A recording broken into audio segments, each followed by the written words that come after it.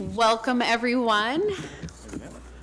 Welcome to the fiscal year 2025-26 Budget Committee meeting for Friday, May 23rd, 2025. I will now call the Budget Committee meeting to order. I'm going to use this and request Claudia do a roll call. Committee Member Bolden. Councillor Cunningham. Here. Committee Member Frost. She is here. Councillor Tukolsky. Present. Committee Member Ernst. Here. Councillor Payne.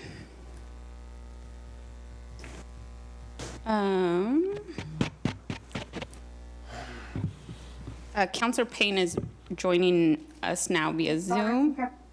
I'm here. Sorry, I wasn't a panelist. I'm here. Committee Member Watney. Here. Councillor Chenoweth. Here. Committee Member Harmon Ferry. Here. Councillor Geary. Good evening. Council President Peralta. Present. Mayor Morris. Here. Committee Member Mason is absent this evening, and Chair Maxfield. Here. I would now like to turn the time to public testimony. Any interested audience members are invited to provide comments on the proposed budget. Comments will be limited to 3 minutes per person, and we will listen to all the comments this evening.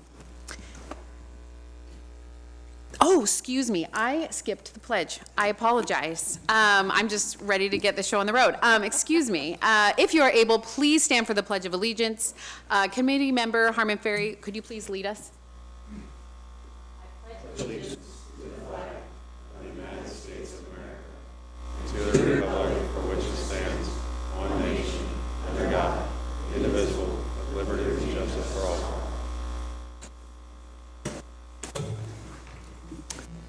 Thank you very much. No. Okay, let's see.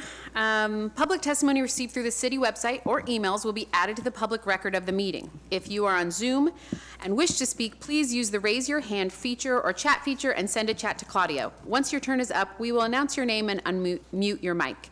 To ensure fairness, we will alternate between participants who signed up in person and those who registered via Zoom. Please announce your name and the city you live in for the record. We will start with those who have registered. Claudia, who do we have signed up for public comment? Yes, before we start with that, I do want to state for the record that we received 2 additional written public comments, which I've emailed to the Budget Committee and will be made part of the amended packet posted tomorrow. First, we have Allison Sealer.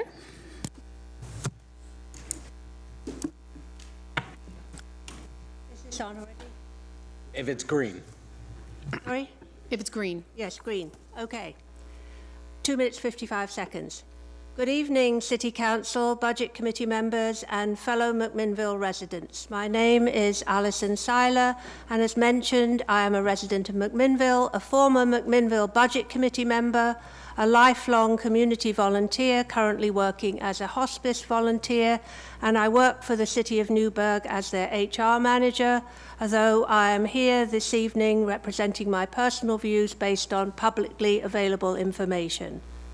I feel very committed to McMinnville, a town I chose to be my retirement home, and I have closely watched the very many hours of budget meetings this season. I felt compelled to make a comment this evening because while I agree with City Manager Towery and Council President Peralta that it is not helpful to make comparisons to neighbouring communities when trying to solve McMinnville's budget woes, if you are going to do so, I would ask you do a better job at fact-checking your statements before putting misinformation into the public record. Last night, Councillor Cunningham seemed to imply that even with the current city tax, McMinnville is so much better off than its neighbours in Newburgh, and then you mentioned a city tax of over $31 per month. You also seemed to imply that Newburgh was equally struggling with its budget generally.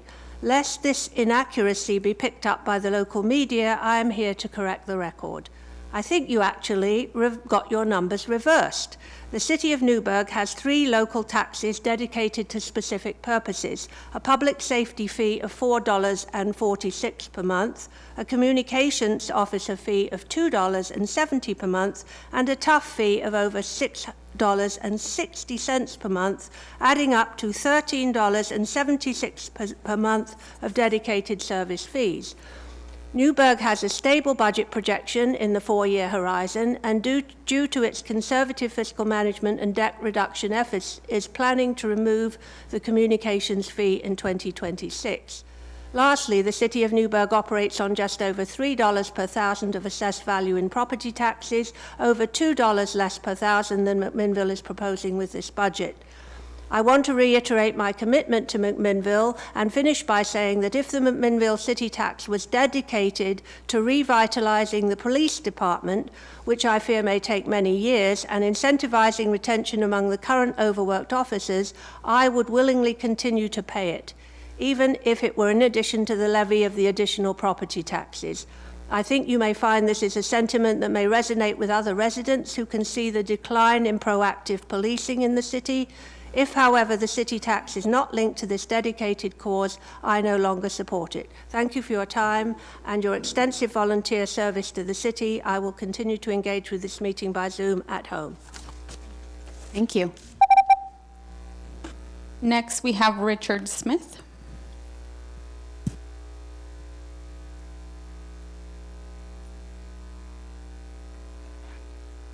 Hello, and thank you for having me. My name is Richard Smith, and I'm a longtime McMinnville resident and local, having grown up here, and now I'm a business owner in the community. McMinnville is a community that I deeply love. In McMinnville, you can still find physical media stores like Vortex, Third Street Books, Real Hollywood Video. You can find premium coffee shops, Flag and Wire Summon Coffee, and you can find my own business, The Velvet Monkey. It's one of the few loose leaf tea shops in all of Oregon. And this all works because McMinnville is a strong community with strong community values. I wanted to come before you, the city today, and pose a question. What makes a strong community? I propose that what makes strong communities is strong institutions that are inclusive to the people and to the community. I grew up here in McMinnville in an economically struggling household. My mom was on her own and always at work, and I spent a lot of time getting into trouble.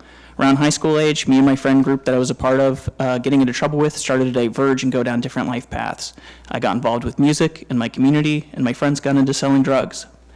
The thing is that made us diverge was not some innate sense of right and wrong I had.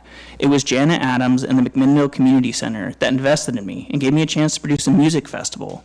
Later, I had my first job at Stars and KOB, and to this day, I still play music and produce local shows. Now, as the city has debated the budget over these past few days, I've heard council members and other officials who pride themselves on fiscal responsibility and transparency propose the communication manager's role, as well as maintaining a substantial portion of the budget for several long-standing vacant roles in the police department. I've seen these same officials previously vote against necessary housing in our city, with a stated reason being a lack of sidewalk in the area made it unsafe for children. Never was there a motion to build a sidewalk. Rather, I assume the city's budget troubles made such an idea absolutely unthinkable. So how, if we don't have the money to build the sidewalks that our own city council members admit would make the city's children safer? Do we have money to maintain 3 vacant police department positions and an unnecessary police reserve program while our community center and aquatic center decay? How can we tighten our belt and preach fiscal responsibility while pushing for a fiscally irresponsible budget? We need to maintain our investment in infrastructure, in our parks, in our future, in future generations. We need to build up the institutions and help people. Make them welcome and keep them out of crime in the first place. McMinnville has many tribulation and it is struggling to overcome, including a desperate lack of necessary housing and infrastructure, a worn-out community center that needs replacement, and a steadily growing homeless population. Sadly, a bigger police budget can't help with any of that. So I ask that our city to put the money where it can best help the people in our community and best serve the future of the city. Thank you. Thank you. Next, we have Jeff Peterson.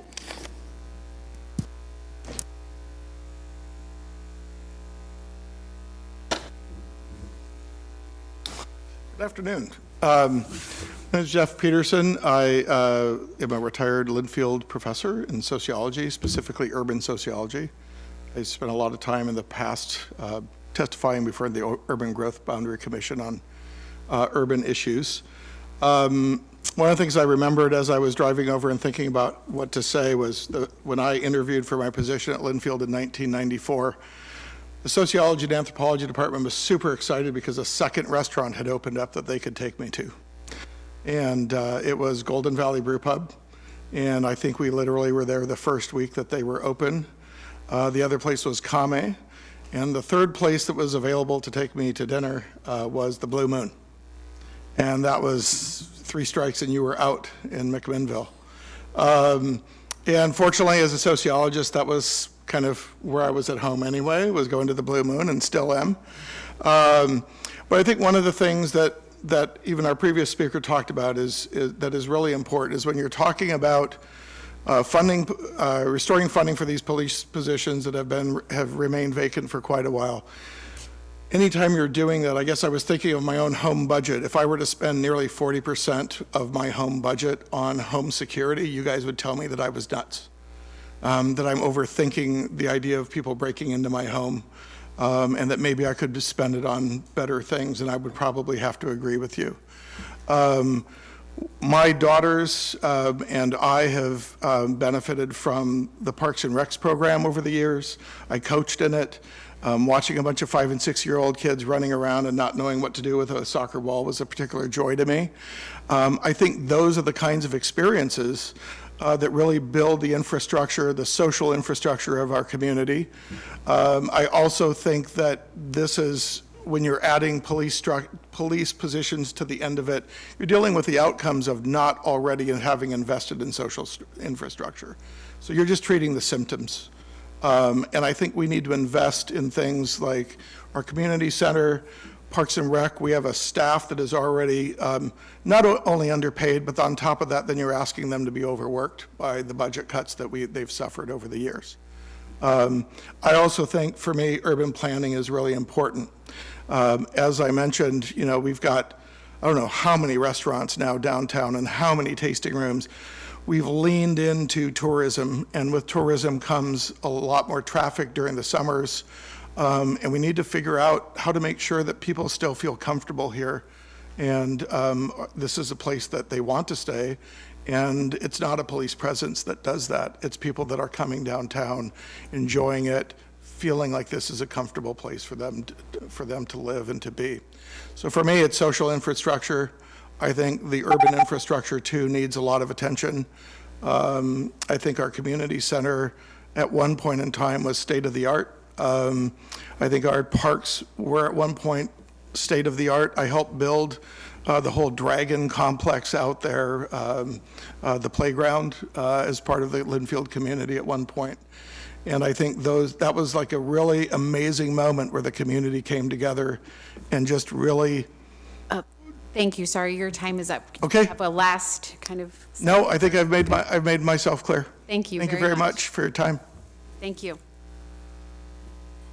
That is everyone that has signed up. Okay, thank you. All right, now we will move to, I believe there were a few items we were going to finish from last night. First, following up on Councilor Tukolsky's request for information about the senior center.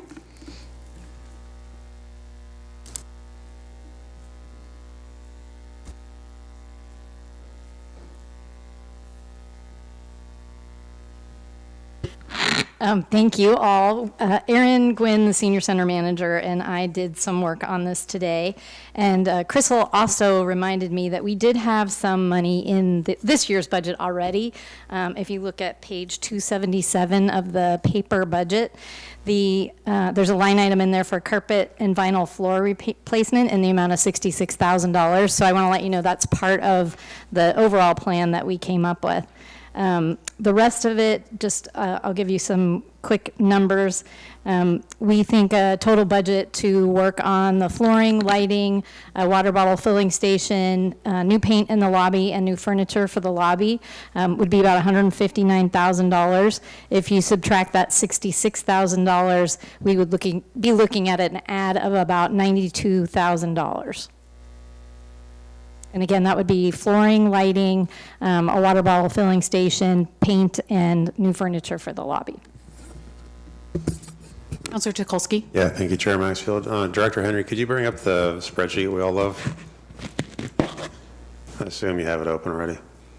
And for those that weren't here last night, I had asked if we could add more back to the community, or excuse me, the senior center, because it had been neglected. So.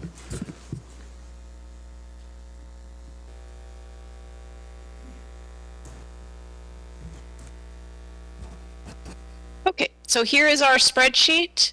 Here is the 92,000 that she has just mentioned for the senior center. And here is where we are at after adding that in.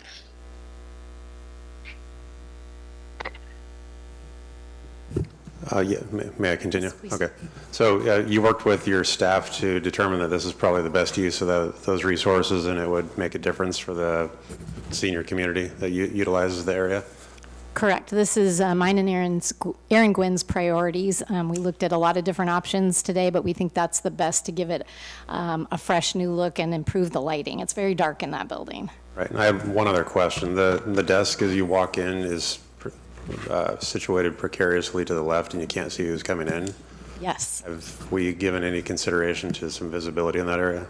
Yes, we have, and that is part of the $3 million price tag that is in the bond, is to redesign the entire entry. There are a number of reasons that needs to be completely redesigned. One of them is staff safety and visibility. So yes, that's in the larger project. Okay. And just for expedience here, I have my opinion. I'd like to just put out a straw poll if we could, to propose that that be added to. And Okay, is that possible? Before the straw poll, I just wanted to add that I feel more comfortable just leaving with what the initial ask was for the senior center. I value the senior center, but I think if we're gonna put more money into it, I would rather people pursue the bond, and if the bond doesn't pass, then relook at how we can refresh the senior center. I just have some trepidation to continuing to take from our reserves, but does anyone else? Councillor Cunningham? I have to agree with Councillor Tukolsky. I mean,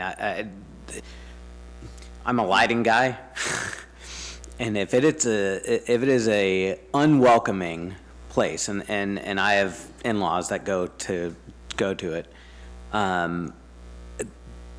I understand the desire for the larger, bigger picture, but there are some needs that are today. And I think to some extent, if we're hearing from Director Muir that this is a need for today, then this is something that I'd like to see move forward as well. Councillor Chenoweth? Thank you.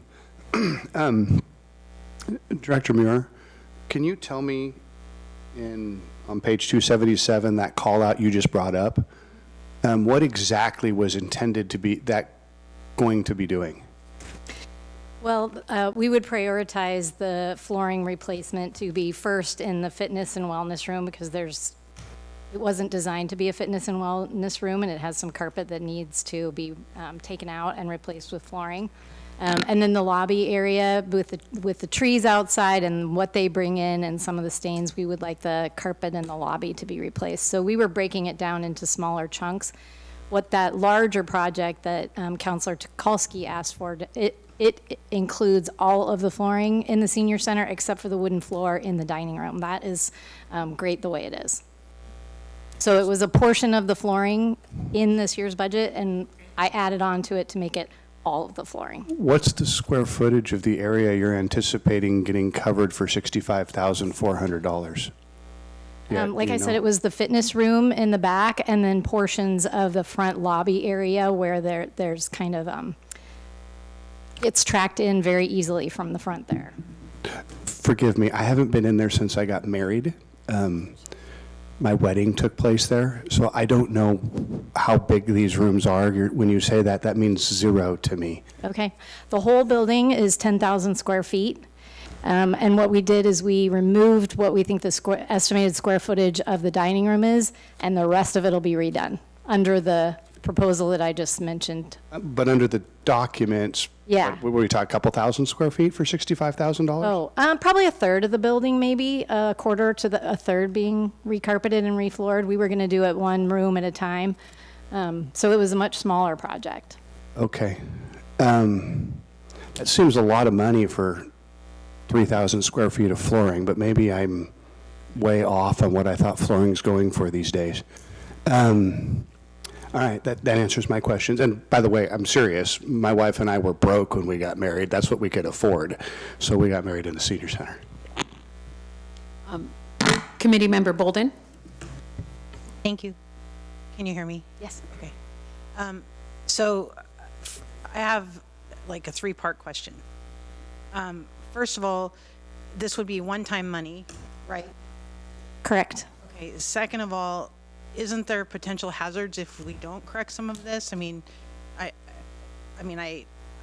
having my own issues. I know that sometimes, you know, I mean, I'm not talking about full ADA renovations or anything like that. I understand that's under the bigger picture. But could there be potential issues if we don't correct some of this? No, these are not safety issues. These are aesthetic. We are very serious about the safety of the seniors over there. We do not have safety issues in the flooring, and if we do, we address it immediately. Okay, and then my last question, well, actually, sorry, it's two more. Is it not accurate, and I'm not sure if it's probably, I don't know who it is. Anyway, going out for the bond, right? Mm-hmm. And then it gets passed, and then it takes time to implement those dollars where they need to go and so forth. Is that not accurate? So it could be at least a year before that would happen? For the senior center, it would be a lot longer than that. The priority is the aquatic center and the community center, so replacing those two would happen first, and that building will take at least 18 months of construction, probably 12 months of architectural drawings, and that's after the tax roll money starts coming in after the bond is approved. So we are looking at a long time period. Thank you. And then my last question, I think might go to you, Jeff, is I noticed it's one of the things that I've had a hard time with is we don't see any of the current actuals for 25, like half a year or wherever, so we don't know where we are. Is there, I mean, y'all would know better than me, is there any, or has it already been accounted for, any additional revenue that may be greater than what was anticipated that could be utilized for this one-time fix? I don't remember any specific additional revenue sort of beyond our budget. If we are forecasting it, though, it actually goes into the ending fund balance if we're not planning to spend it this year. So it would already be accounted for in the document that you have in front of you in the form of the beginning fund balance, but I can't speak to how much that might be. Susan might be able to, if it is. Sorry, just to follow up to that. So basically, you've taken the numbers that you'll have right now and projected them out, and that's how you created the, okay, thank you. If I could just add one thing, there was flooring in the restrooms too, so that is a priority as well.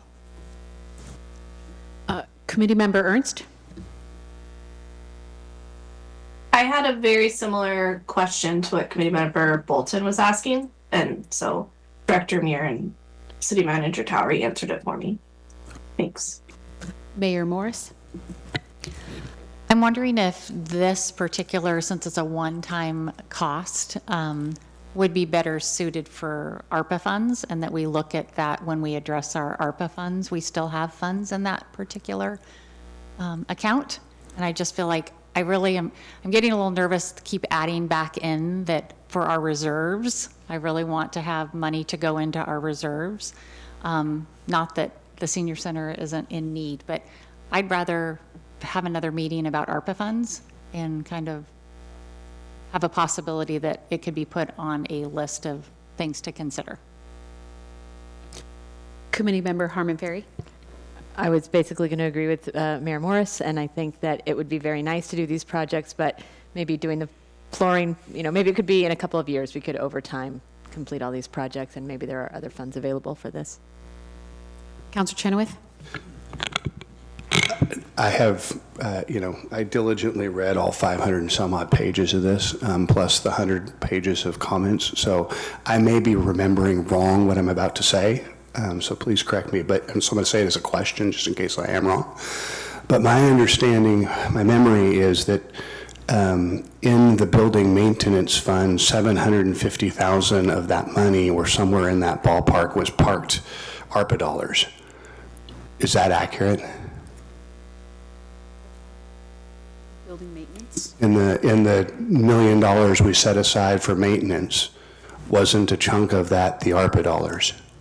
No, the ARPA dollars, so if you look here at what is committed, there's 1,818,000. So the 818 is the ARPA, and the 1 million is the set aside for future capital. Thank you very much for that clarity.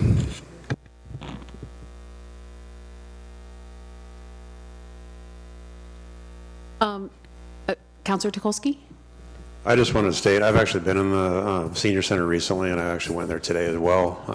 Happened to miss it by a few minutes, but I looked through the windows, and I can confirm that the carpet that you may have been married on may still be there. And I don't want to be impolite, but it's not a pleasant experience for people to lay out a yoga mat and do their exercise routines. And it just seems like it seems appropriate to provide funding to the senior center for the flooring and the lighting. I can also state, as I've grown older, which everybody does, my lighting requirements have not decreased.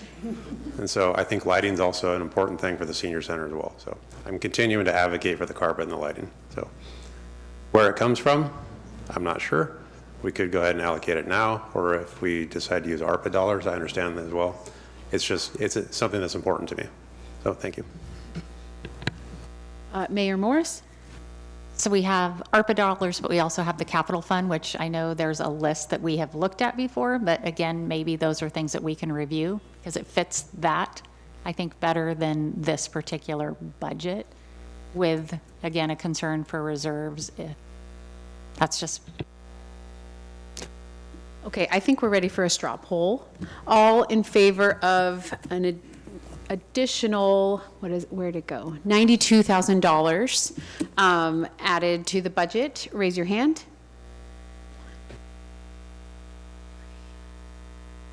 Four. Okay, so I got 4. So that, 1, 2, 3, 4. Oh, I didn't see Committee Member Wani. 5, thank you. So that will not be added at this time. And I hope the City Council will revisit that in a different time. Great. Any other things up for adding to our magical spreadsheet before we start to look at motions?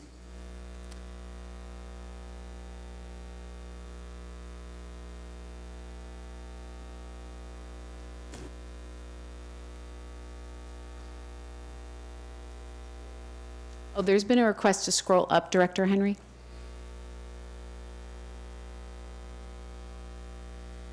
Would it be helpful for me to put a slide that shows everything in more language, or do we want to keep looking at the spreadsheet? I think as of right now, they want the spreadsheet. Okay. Committee Member Bolden? Again, I'm stating I'm new. I just didn't know, I thought we had to go through some other funds before we get to the list. Am I wrong? Oh, no, that's fine. You can ask for clarification. We were going to make motions for the amendments on the general fund. Then we will go through all the rest of the funds because the money can't be transferred back and forth. And then we will approve the whole budget with all the amendments in one beautiful package. So, no, that's fine. You can ask for clarification. It wasn't clear. What? Yes. I was just curious on my copy of the spreadsheet, maybe oh, there it is. Never mind. I figured out what that was, but I do have some suggestions to the spreadsheet? Please. Okay. Can I just rattle them all off and then do it? Sure. Just get your mic very close. Okay. So I haven't been quiet about reserves, obviously. My experience in government is 3 months is usually the best. And we got letters also from other people that have remembered that as well. I understand that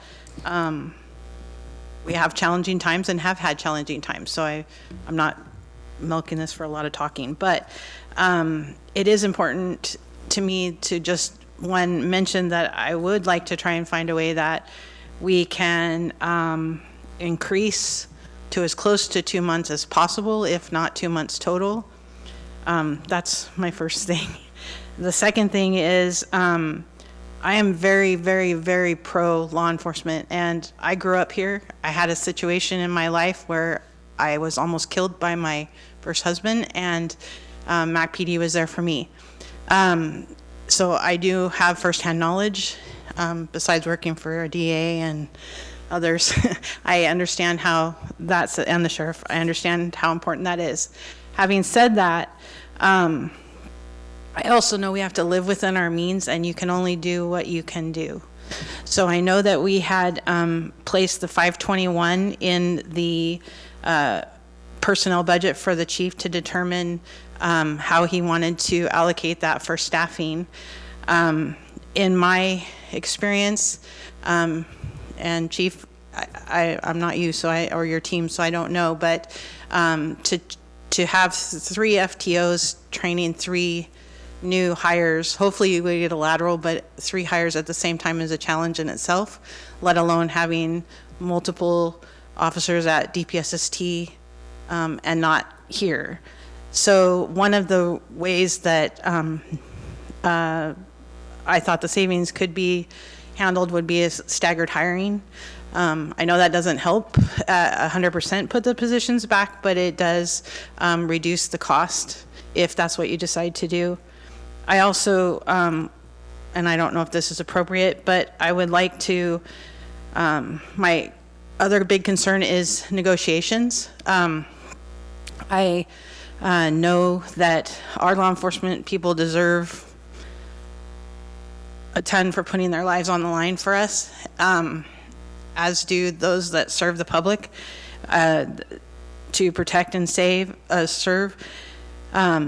But I would also like to put out there that if and it's maybe not my decision or my place, but if the negotiations go above what is set aside in the budget, that it would be the department's funding to backfill those dollars. That's the first thing. So I would have changed to 347, 333 for the chief to decide on personnel. I also was curious if the communication engagement position could be reduced to a half position and possibly be combined with support for legal or court or admin or wherever to make that a full-time position, as opposed to having, I know communication is important. I asked about if departments themselves communicate to the public about things that they have going on, like notices and land use hearings and research and community events, and that is understood. I am not saying it's at the level that Noel does, and I'm not, I still don't have a clear understanding of all of that, but that is my recommendation. And then the last thing is on page, I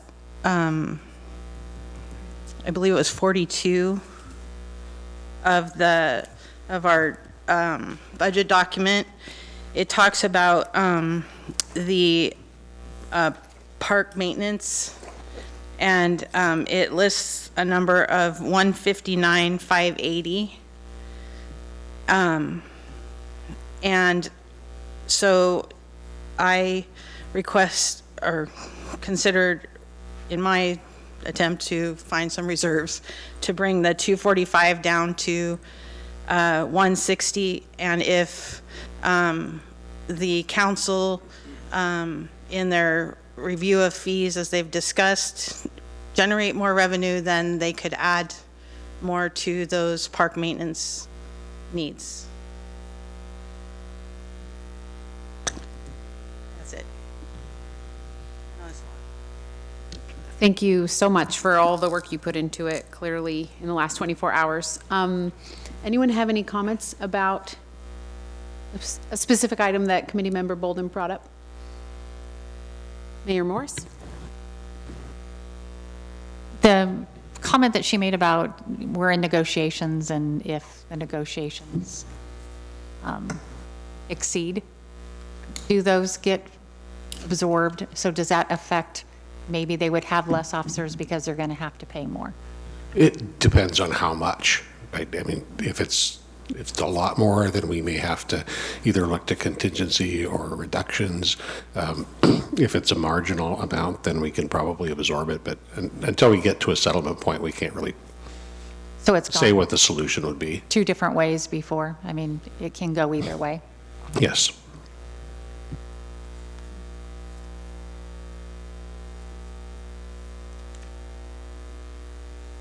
Yes, City Manager Towery. Thanks. And just to add some clarity, the 159,580 that's being referred to was a staffing request. The numbers that are on the board are to increase our materials and services and contracting out. The staffing request, I think, was for 2 full-time positions, Chi or David? One full and one part. Yes, Committee Member Bolden? I did recognize that, but I thought that if I heard you correctly, and maybe I misheard, that you may have to use outside services for this item that we added, the 245. And so to me, I thought the 160 was close to, I understand the staffing was for something else, but I thought that that would be close to filling the need towards the contracts to maintain the parks for mowing, cleaning, and blowing, like it was mentioned. I think I misunderstood then. Somebody. No, I thought you were talking about it as an alternative amount, and I just wanted to make sure that. So you were suggesting 160 instead of the 245. Got it. Thank you for the clarity. Mayor Morris? Can we hear from Public Works to get an idea of that reduction? I mean, we still get an improvement on where we're at. Yeah, it's an improvement on what was in the proposed budget. It's still a reduction from where we're at now. It's really up to the body to decide what level of reserves they want, and we'll do the best with what resources we have. Councilor Cunningham? Sorry, I'd hope for a little bit of clarification because it kind of harkens back to the ad packages that we're used to seeing, and so I'm guessing that on page 11, where we got the 245 from, that is a budget cut. So it is where we were at, we're reducing the overall budget by 245. The number 2 on page 42 is a call out to, if we had been at stable state, this would be the ad actually requested. So in fact, you would add 159,580 to the 245 would have been the actual request. Well, I understand. I'm just trying to say, like, you were trying to understand what page 42 was all about. And from what my experience is that this is not, they don't correlate. The 245 and the 42 don't correlate. That the 42 is the ad package that they were just kind of giving us the yes and, if you will. And so I just wanted to make sure that I am correct in saying that that's what those two are. That's pretty close. We had originally, I think 3 years ago, David, correct me if I'm wrong, crafted just an ad package to raise the core level, the base level of service for that parks maintenance function. After reflection, the department recommended a phased approach, with the initial investment being in equipment, subsequent investment being in materials and services, and then a third tier of staffing. We haven't gotten to that staffing piece yet. What is a reduction that is now on this board for being reinstituted was that second phase of the 3-year phase-in for a larger increase in core services, in the core services package for parks maintenance. I'll carefully look to my right and see how I did. That was correct. That second phase was $137,000 for the M&S core service. Committee Member Bolden? I just want to explain. I was not looking to, I did understand what they meant. What I was looking for was a way to try and accomplish what we're hoping to accomplish in material and services, not by adding personnel, because the impact of personnel compounds every year.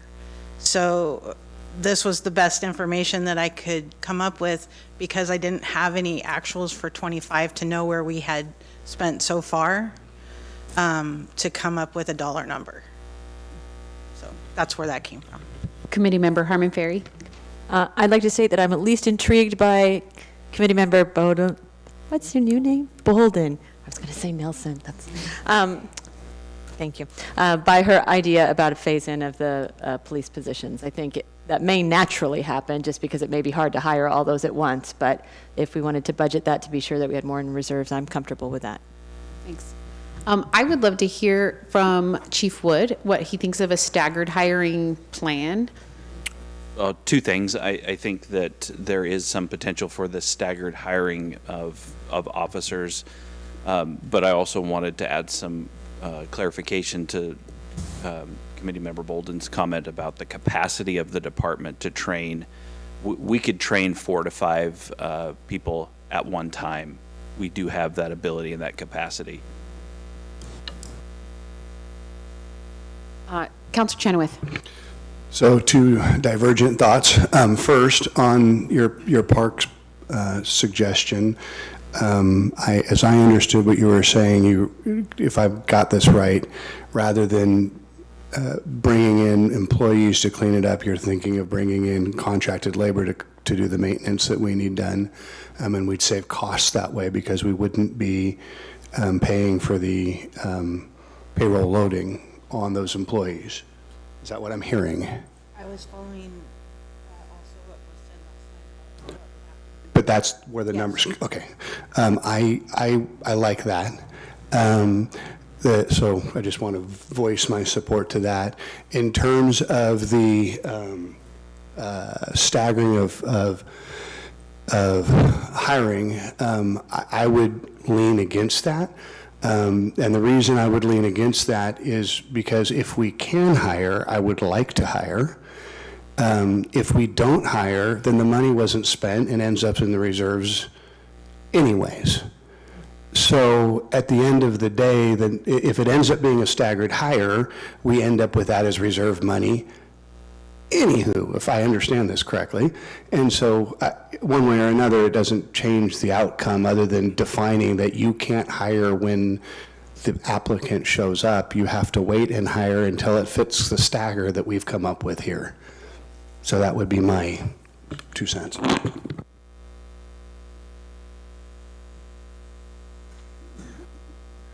Anybody else?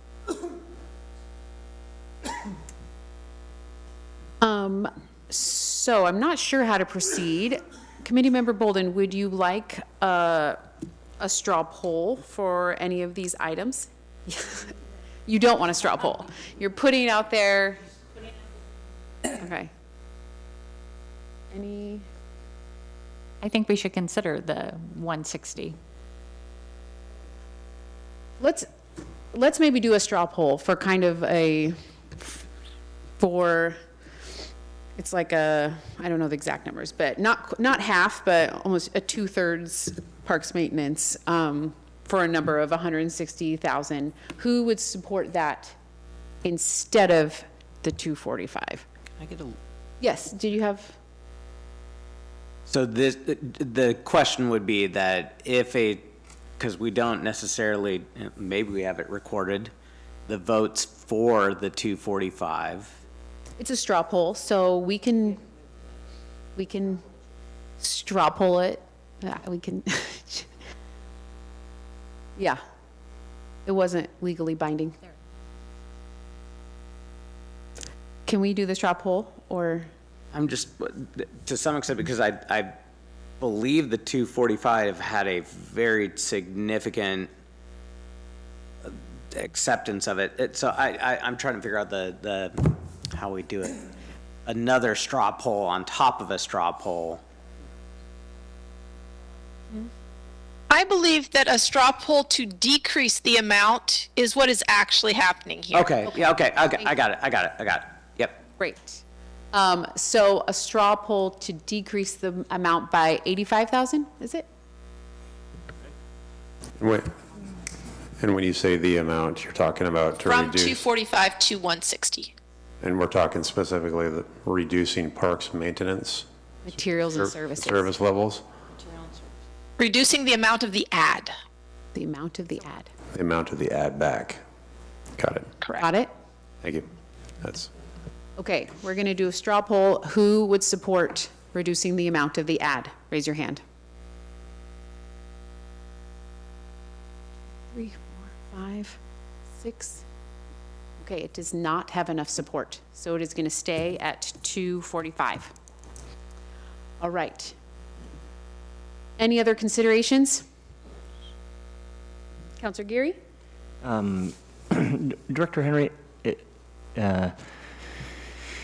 looking at your spreadsheet, the materials and services list that has the 220 total over the 2 lines for the Parks and Rec geo bond effort, that and then the 3 lines, the negative that's already in for the 41, that's totaling against the reserves. Is that correct?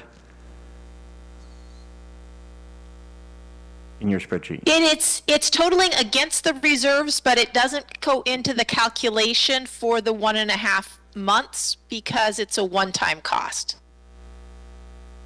So yes, it draws down the reserve, but it doesn't impact the calculation of how much is 1.5 months because it comes out of that part of the calculation. Okay. Does that make sense? Yeah, it does. I was still thinking that those 2 costs and then coupled with the money that's already in the parks budget would be able to come out of the million set aside for building capital development.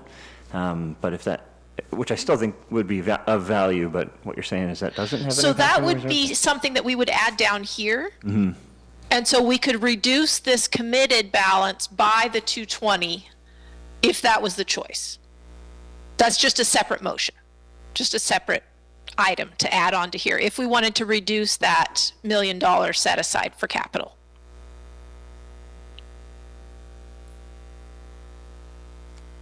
Okay. Which can be added there if we want to do a straw poll about that. That's just another line.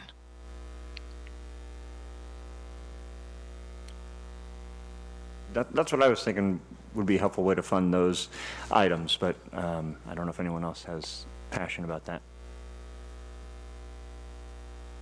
Any comments or questions? I would be curious to have dialogue on whether people would prefer to reduce the strategic reserve by that amount, or reduce the, reduce the capital investment. I mean, I think that's a worthwhile conversation to have, and I don't know if others are willing to entertain it, but I certainly am willing to talk about it. Mayor Morris? Besides the $1 million, what do we have? Do we have anything in a capital fund right now? No. We do have other capital expenses that are funded either by ARPA, or there were some capital expenses in the current year's budget that were going to be funded by a loan from wastewater, and those things that didn't happen this year rolled over into the proposed budget. So there is some capital, not specific to the facility's assessment needs necessarily, and they're funded not by discretionary general funds, a combination of ARPA and a loan from wastewater. So that's this 521. This is the total of what's in the general fund for capital outlay. Mayor Morris? I would consider the 150,000 in the capital, but I don't support spending money on marketing at all. So that would be where I would say. Sorry. Cunningham, or Councilor Cunningham? I'm used to that.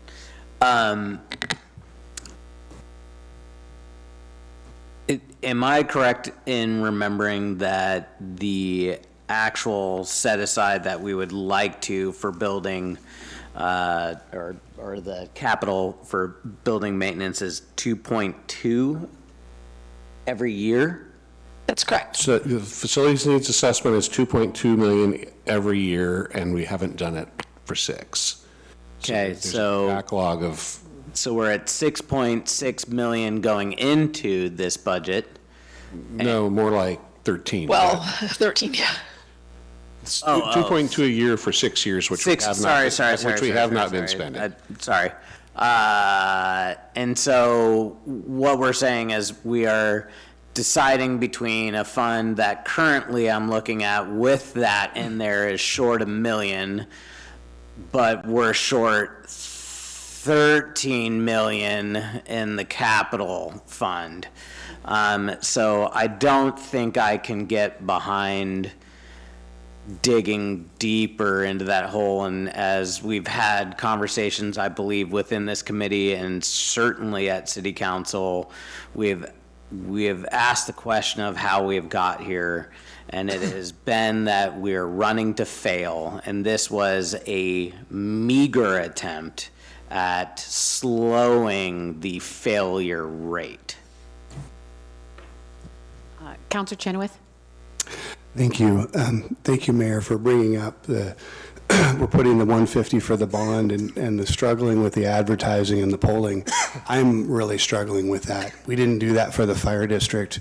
The fire district had to raise their own money for advertising, and I got that straight directly from people involved in that. They were going door to door, raising funds, created their own PAC to make that happen. I question whether there are some strong, the polling side, I know we did do some polling for the fire district, that I'm aware of. It's the advertising side that I do not believe we did. And I'm questioning whether I think there's actually a legal issue with cities getting involved in political agenda items that are on a ballot, and I'm questioning the potential conflict that we're setting ourselves up for if we're paying for the advertising for a bond measure. So on multiple levels, I don't think we should be funding this, and I would strongly urge reconsideration of that portion of this funding. On a more philosophical level, I think it also is important for the general message of what we're trying to do with the bond, that we have community support, and one of the ways you show that community support is that they're providing the advertising and doing the legwork. So I think that helps to deliver the message. It helps to get it out there. So I have concerns about this being in the budget at all. Councilor President Peralta? Thank you. I think we should clarify what is being asked in terms of the 70,000. The mayor used the term marketing, but I don't believe, or maybe it's what it says on the sheet up there. But my perception, and either Director Muir or City Manager Towery might clarify, I think what is being anticipated is the same type of support that the City Council gave to the fire district, which included polling and framing and using that polling to frame questions. So there was analysis and polling, and I believe that with the fire district there was also one mailing to residents to inform them about the issue. It is absolutely true that the city cannot engage in electioneering, but sending information to the public that is neutral to inform them what they're voting on, I think is really important, particularly in light of the frequent criticism that this body gets for not informing the public of what we're actually asking of them. And that has been a very consistent refrain from members of this council and members in the public on various issues that I've seen, starting with the improvement bonds. People on this body claimed that the public didn't know what they were voting for. Same thing with the fire district. People on this body claimed people didn't know what they were voting for. And so I do think it is important to send out impartial information, and I don't think what was being envisioned was any different than what we did with the fire district. Second point, clarifying question. We did receive an answer to this in the staff's questions, and I made a point about it last night. This is in relation to the capital investments. When do the current capital bonds clear? We have two bonds that are expiring in the next few years, is my understanding.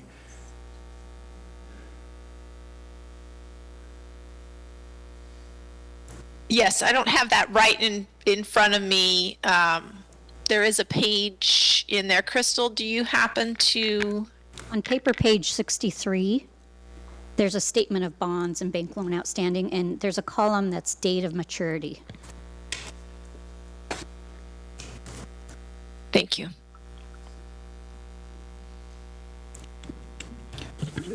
So I'm on that page. So we have the public safety civic hall refunding bonds mature February 1st, 2027. The refinancing for the PERS loan matures August 1st of 2027. And then there also the transportation bond, first issuance is in 2030. Urban Renewal Agency loan is 2031, and the second phase transportation bonds is 2033. So starting with the first bond, the public safety and building refunding bonds, that is $7.2 million.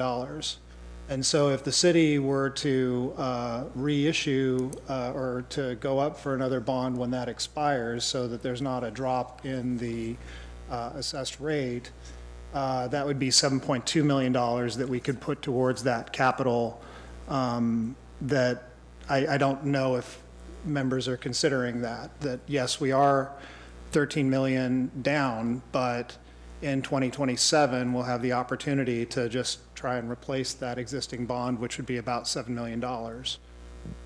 And the PERS bond expiring that year. So it'd be about $10.5 million of retiring debt in 2027. And I don't know what we're intending to do, if we're intending to reissue the PERS bond to help cover that, but I mean, at least there's 7 million and potentially 10 million in 2027 that we could access without increasing taxes. And I feel fairly comfortable, at least considering that as a direction to address capital. I do agree that there's capital needs in this fiscal year. But I'm not sure of staff's capacity to move $1 million worth of those projects forward this year. If that's something that they can do, then that may change the calculus. But I do think that there's at least room to consider it, given what I'm seeing down the road. Staff, did you have any further responses? Okay, Counselor Geary? I would like to just make sure that what I said about the polling and so on relative to both the fire district and the parks is accurate, because I agree with Councilor Chenoweth. We don't want to do campaigning or electioneering, but I just want to make sure that it's basically an analogous level of service. It is, and you're right, we cannot lobby, we can only be factual, but that is part of the information that we need to get out. And one of the things that Praxis does is get us the safe harbor through the Secretary of State with anything that the city does mail out to make sure that it is neutral. So all of that work would be combined into that, and it's similar to what the fire district did. I will say I attended a training by Praxis that was mostly staff, and it talked about what we could and couldn't say. I could say whatever I want as a member of the public, but it was very interesting to hear him train the staff on the neutral language, and it was very effective, I think, because they could say, this is what you can and can't say to be impartial. Councilor Geary? Yeah, I think I'm generally in line with Sal's comments, but so I'll only add a question for staff. What did the I don't think it's true that the city spent nothing on an effort for the fire district to engage the community. What did we spend? Just trying to look up the contract, because originally the funding that went to the fire district was for the CPR at the time, and then we shifted it over so that the district could be created first to alleviate the ongoing revenue problem for the city, and now the CPR bond is back on the table. I don't have the dollar amount off the top of my head, but they did do a mailer. They did at least one poll, and you're right, there was another effort by the PAC that was also doing it. So it's usually two bodies, and I just want to emphasize, this funding will have the highest likelihood of success for a bond if you do put it forward. That money will help that be successful. My recollection is we moved $80,000 into that project. I don't know if we spent the full 80. I don't recall that. Councilor Chenoweth?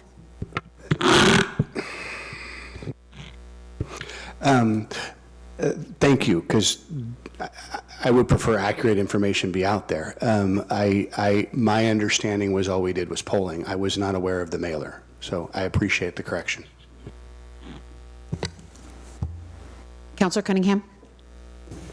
I find myself very torn on all of this. I think there are actually I think there's really good arguments on both sides of this one. And I think one of the things that, as we look at page 63, there's not one there with 8 zeros. And so a bond with 8 zeros is a bit different than anything that's up there. And if we're looking at retirement of $10 million, but then there being a bond with $100 million, I think we may be very challenged to dip back into that well. So I would say that we should be careful talking about the expiration of those particular bonds when we're literally talking about one that is 10 times bigger than that. And that's if all construction costs don't go up over the next however many years. But at the same time, I understand that we as a city, we as a council, we as a budget committee, that if we're making the commitment to the public that we're putting our best foot forward, and this is the true investment in our community, then we need to get behind it.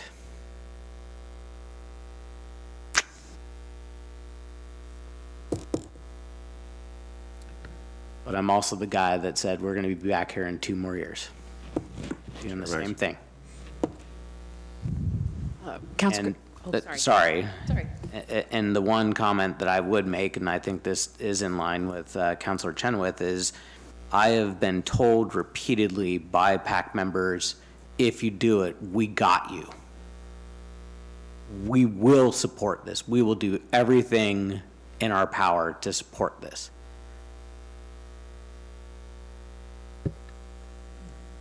There's a response from Director Muir. I just wanted to note that I did pull up the Praxis information on the fire district marketing, and for vendors with mailers, so it didn't all go to Praxis. It was $96,000 that was budgeted for that. I don't know the actual, but that's what was budgeted for the fire district. Councilor Tukolsky? Yeah, I just wanted to state for the record something that hasn't been stated, but it's a statement of the obvious, so my apologies. Taxes can also go down. So when bonds fall off, they don't have to be reissued. In 2027, the taxes on the citizens could actually be reduced. If we do propose a bond for $100 million and it's passed by the citizens, I wholeheartedly believe you will not be able to recoup these other two bonds that fall off. The cost of my home alone is $167 a month.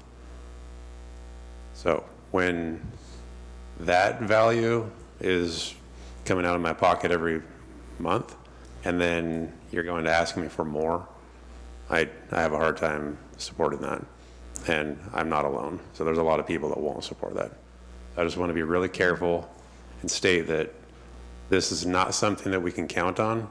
It's, to use your words, Counselor, it's hope. And I think it's false hope.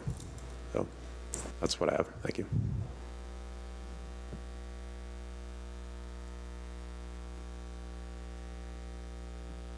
So I think what we're considering right now is a straw poll if we want to take, you don't think we're just, okay.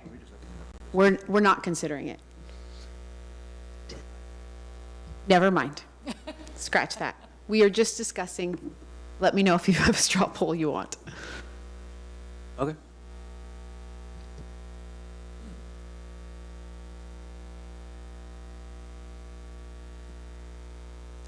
Any other thoughts for consideration?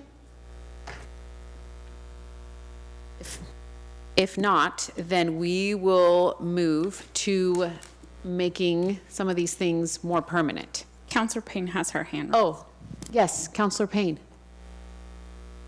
Thank you, Chair Maxfield. I am going to go on the record again to say cities cannot operate in the red, and we have a significant demand for services. Everybody wants all the things, and nobody wants to pay for it. And I think that that's part of, just the human culture. Nobody got rich spending money, but we can improve the quality of life through funding the deferred maintenance and the needs package, core services. And I would ask the group again to consider going for the 502. I also do not want to pay taxes, but I also want to be able to meet all the needs of the community that are being requested of us.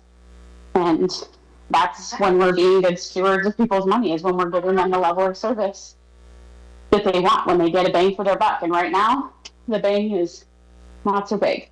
So there doesn't necessarily need to be a straw poll unless you want there to be one. I'm not going to request one. But also going to the full 502 this year, and at least reducing the city services charge to $5 or $7 would put a lot of options back on the table, including probably going to 3 months of reserves. So that's all I have. Any comments?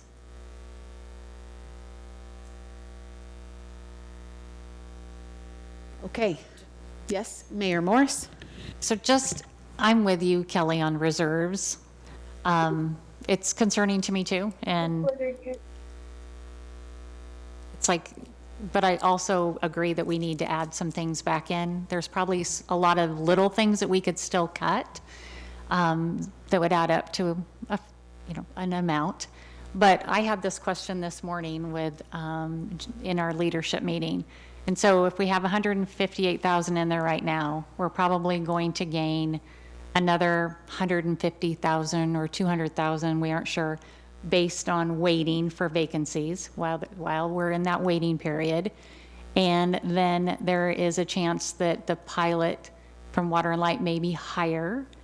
So based on that conversation this morning, it kind of had a range of maybe low of 300, plus reserves, not reserves, but what we haven't spent this year is still going to be back there in the reserves.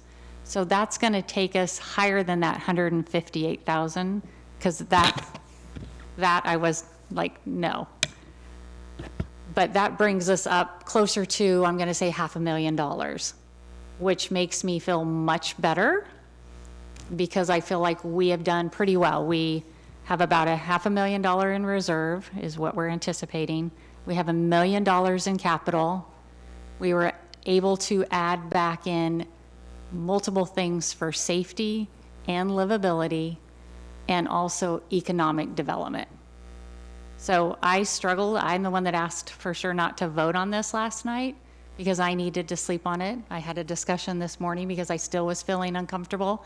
This is my first budget meeting and I'm very fiscally responsible, but yet there were things that needed to be added back in. But going through all of that, I also felt that this budget meeting was so transparent, and everybody in this room, staff, directors, citizens, and this budget committee have worked really hard and spent a multitude of hours on this. And I appreciate everybody's time and their willingness to give and get us here. So because of the $1 million that we have not had in capital, the reserves that's going to be probably closer to $500,000, and the items that we were able to add back, I feel comfortable at this time for those reasons. And I have had discussions to make sure that I was comfortable with what are in some of those line items. And so I right now feel comfortable. Council President Peralta. Oh, thank you. Councilor Chenoweth. I just want to follow up those comments. I've had multiple members of the community that have reached out to me and expressed to me that this has been the most transparent budget committee hearing that or budget committee process that they've seen at the city of McMinnville. That the dialogue they've really appreciated from everybody, even the couple moments of tenseness that occurred, they appreciated it because it brought good conversation to the fore. Hats off from my perspective, hats off to all of us, our new members that are on here, which I hope this is not going to be your one and only. I hope it's not going to be your one and only. You guys have done a tremendous job. You've brought great questions to us, and all of that has been, I can't say new to you. You've been around as a part of the budget committee, but I nodded at her already. But I just from this councilor's perspective, I'm not happy at all with the end result, to be quite frank. I would like to see more cuts, but I don't expect to be 100% happy at anything I come into. The other comment I wanted to make was to our citizens that are online, because I know they're there. I've been hearing from you. And for those that have been sending in comments, this is the most number of comments I think I've seen on anything we've ever had. Yeah. So thank you. Stay engaged, stay involved, comment. If we didn't do what you wanted us to do, keep harassing us. We'll work on it. So thank you. Councilor President Peralta, did you want to say something? I just want to remind everyone, we aren't done yet. Right. So let's not celebrate yet. Mine, I would like to finish soon. the mayor was actually helping me with my mic. That's how bad I am at speaking into a mic. I wanted to try and move the debate forward, and I think it's important that we honor the commitment that we made to the budget committee members that people would be able to identify individual line items that they were concerned about. And at the same time, I'd like to try and speed the process up. So I wanted to make just a friendly suggestion to you, Chair Maxfield, or just maybe to the group.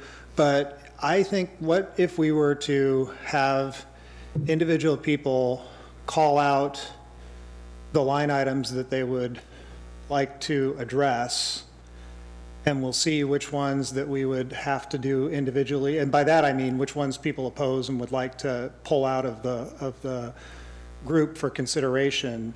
And then the ones that don't have anybody saying, yes, let's pull this out individually, then after we've gone through that group, maybe vote for the whole thing as a list. And from my perspective on the finished product of this portion of the budget, I'm really proud of the work that we've done.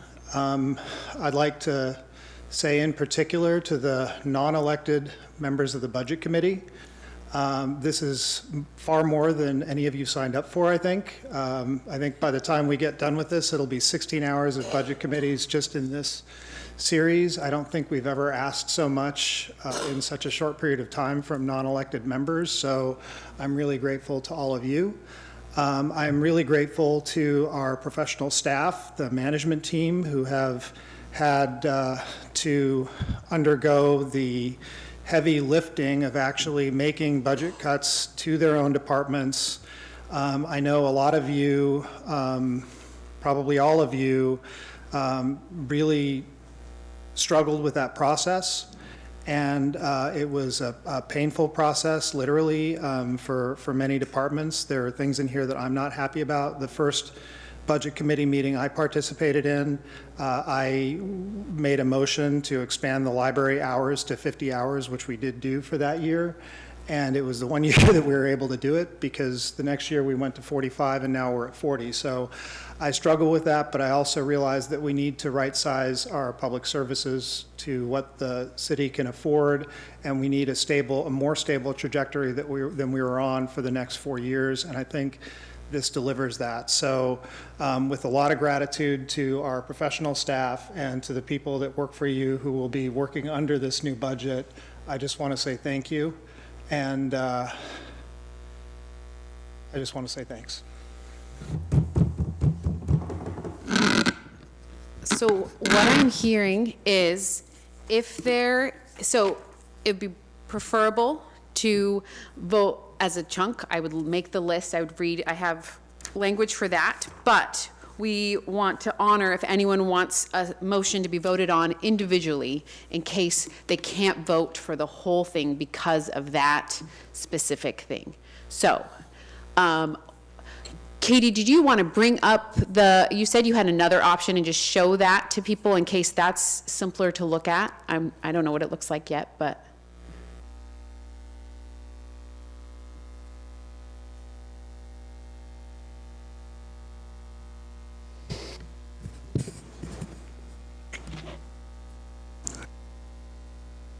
Yeah, it's on there.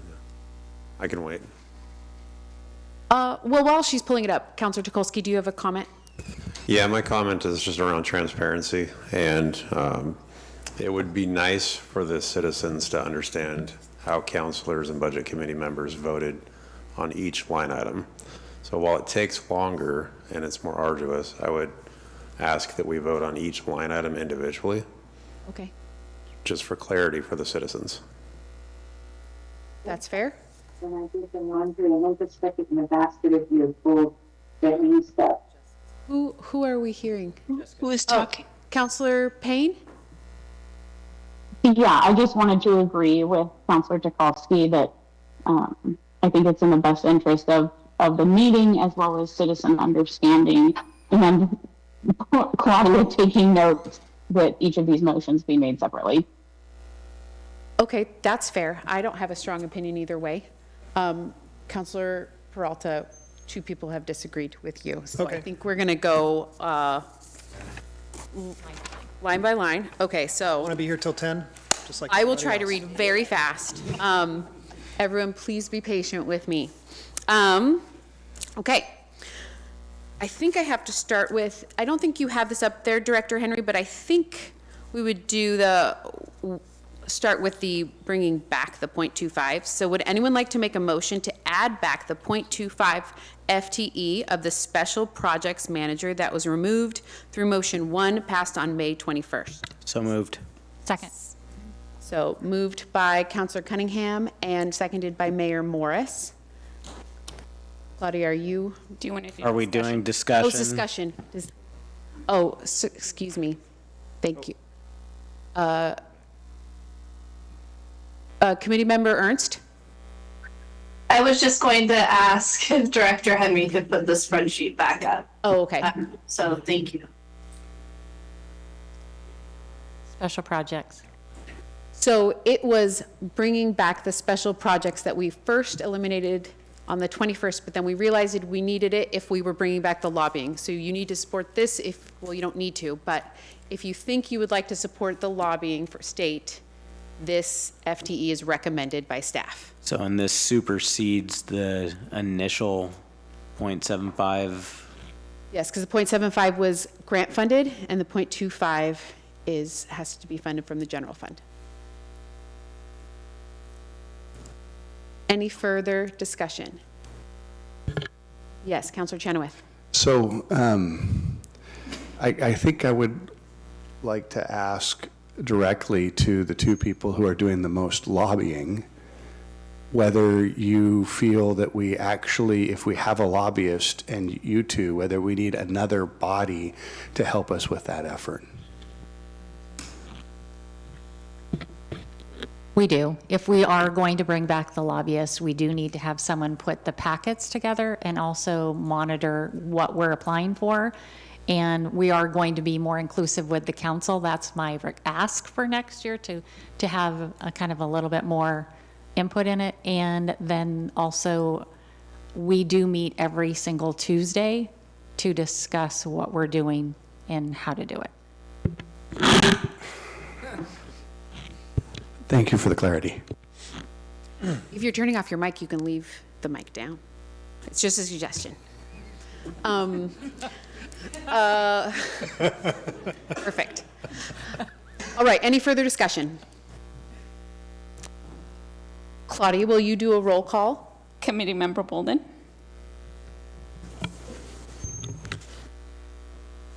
Aye, but could you have somebody else go first?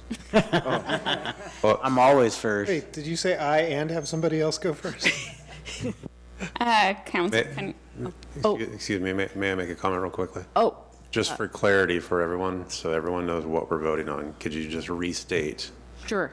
before we do the polling? Thank you. This is the motion to add back the 0.25 FTE of special projects manager that we removed via a motion number 1 that passed on May 21st. So it's in the budget, we removed it on the 21st, and we're adding it back. Thank you. Okay. Committee Member Bolden, are you still an aye? Aye. Councillor Cunningham? Aye. Committee Member Frost? Aye. Councillor Tukolsky? Aye.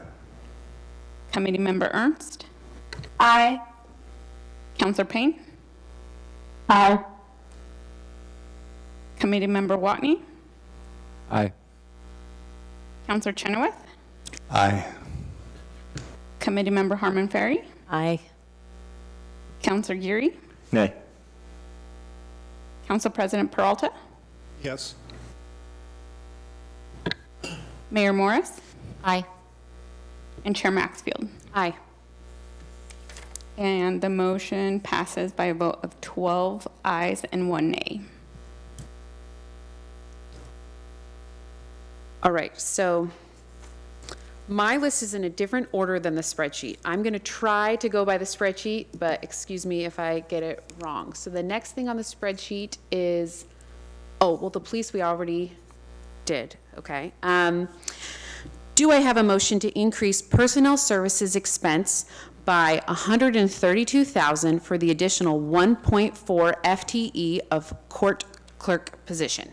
I so motion. Second. So it was moved by Councillor Tukolsky and seconded by Councillor Chenoweth. Is there discussion?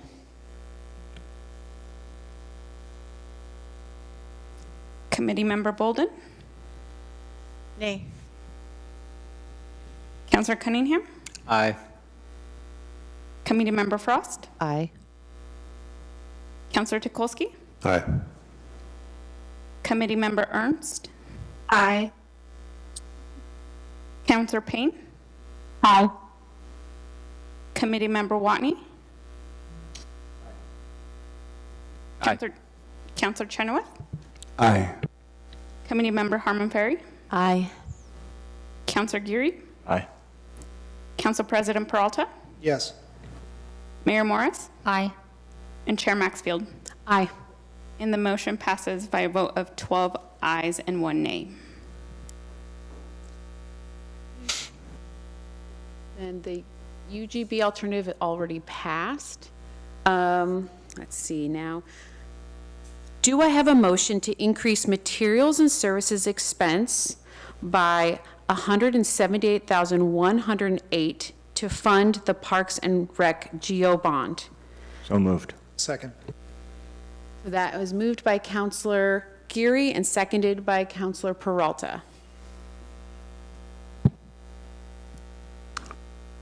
Is there a discussion? Yeah. Is there a way to split this up? Because you're doing the same package thing we just said we don't want to do. And I think there's two separate entities. I do understand that the argument's being made that we need to do one in order to be successful with the other, but that doesn't mean I want both. And I don't want to be voting no on one when I think putting it to the vote of the people is the right thing to do.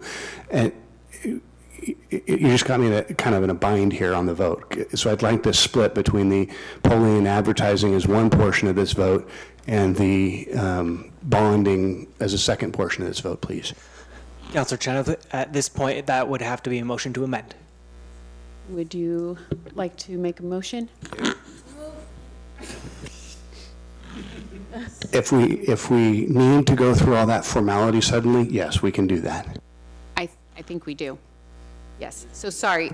Next time, just interrupt me in the middle of me reading the asking for the motion. Yeah, it was moved and seconded. So we need a motion to amend the motion.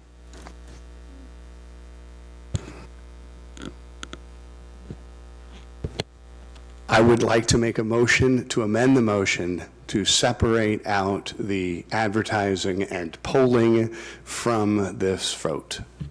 So you would like to amend it so that we are only considering the 150,000? Yes, ma'am. Point of clarification. We had 3 items, including the already included 41,000. How do you propose to separate all 3? Oh, excuse me. Ooh, almost made it. So let me make a suggestion. If you want to just vote on the election costs, the amendment could be to amend the motion to $150,000 for election costs.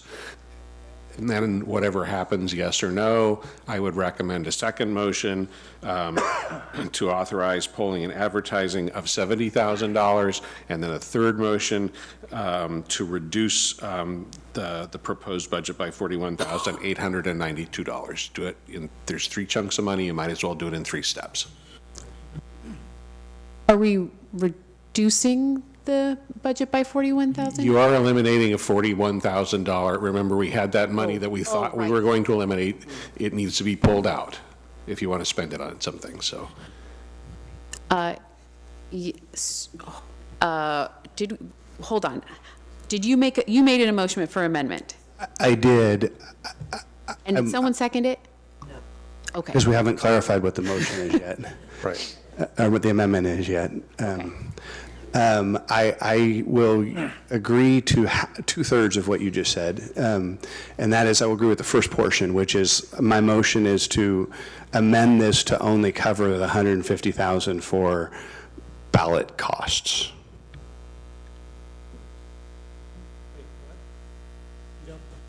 Sorry. Chair Maxfield? Yes, Thank you. please.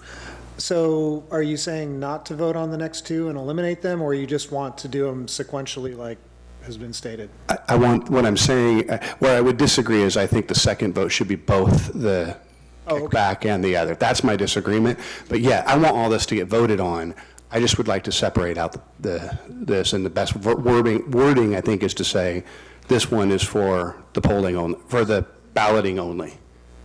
Okay, so your amendment is simply just to change the motion from the 220 combined to just 150? Yes. All right. I have a motion to amend it. Do I have a second? Second. The motion to amend the previous motion was made by Councilor Chenoweth, and it was seconded by Mayor Morris. Is there a discussion of the amendment of the motion? Oh, Committee Member Bolden. I just need clarity.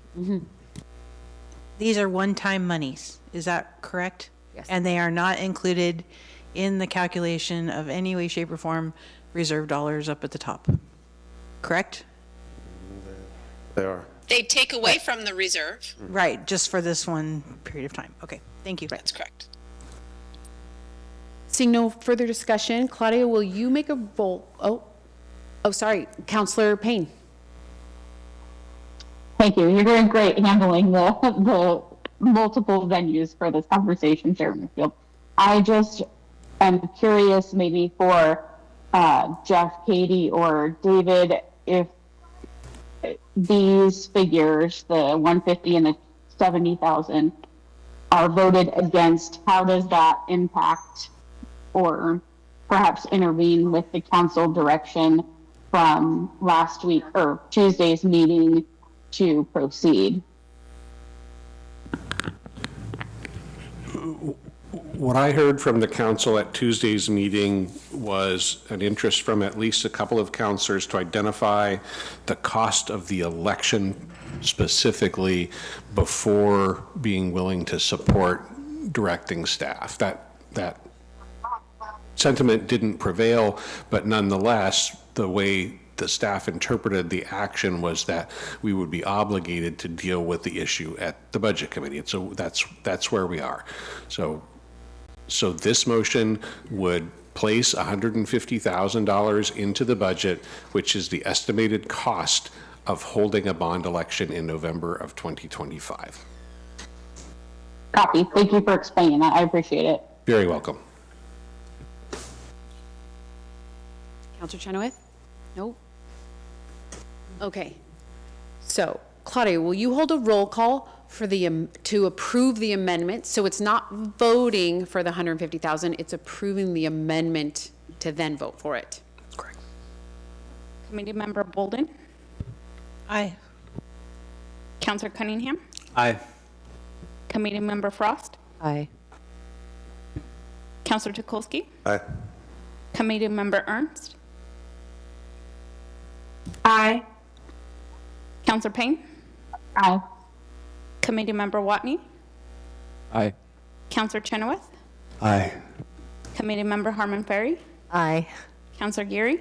Aye. Council President Peralta? Yes. Mayor Morris? Aye. And Chair Maxfield? Aye. And the motion passes unanimously. Yes, Mayor Morris. I have a compromise that I'd like to have you consider for the polling. Well, except you've got a motion we have a now. motion. You've got a motion on the election costs first, yeah. Now, we already had the motion, it's been amended. I don't recall, do I need to state who made it and who seconded it, the original motion? Okay, good.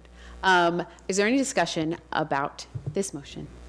Yeah, I just want to express, again, on the record, that I think the prospects of this passing are not high.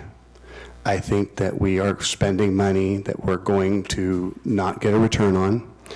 I am very concerned that the opportunity to repair what we have because we wanted something new is going to get missed, and we would have been better served to repair what we have instead of getting new.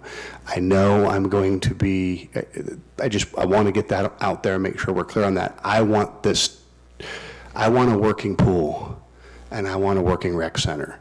And so I'm concerned that in the rush for new, we're going to end up in a bad place. So.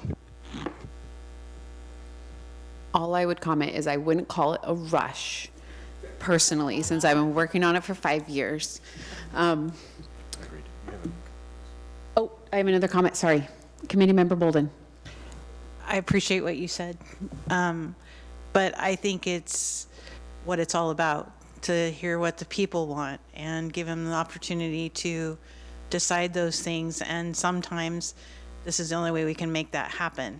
I'm sad that we have to expend those dollars, but if it gives our citizens the opportunity to say, this is what we want and this is what we need, then More power to them. Any other discussion?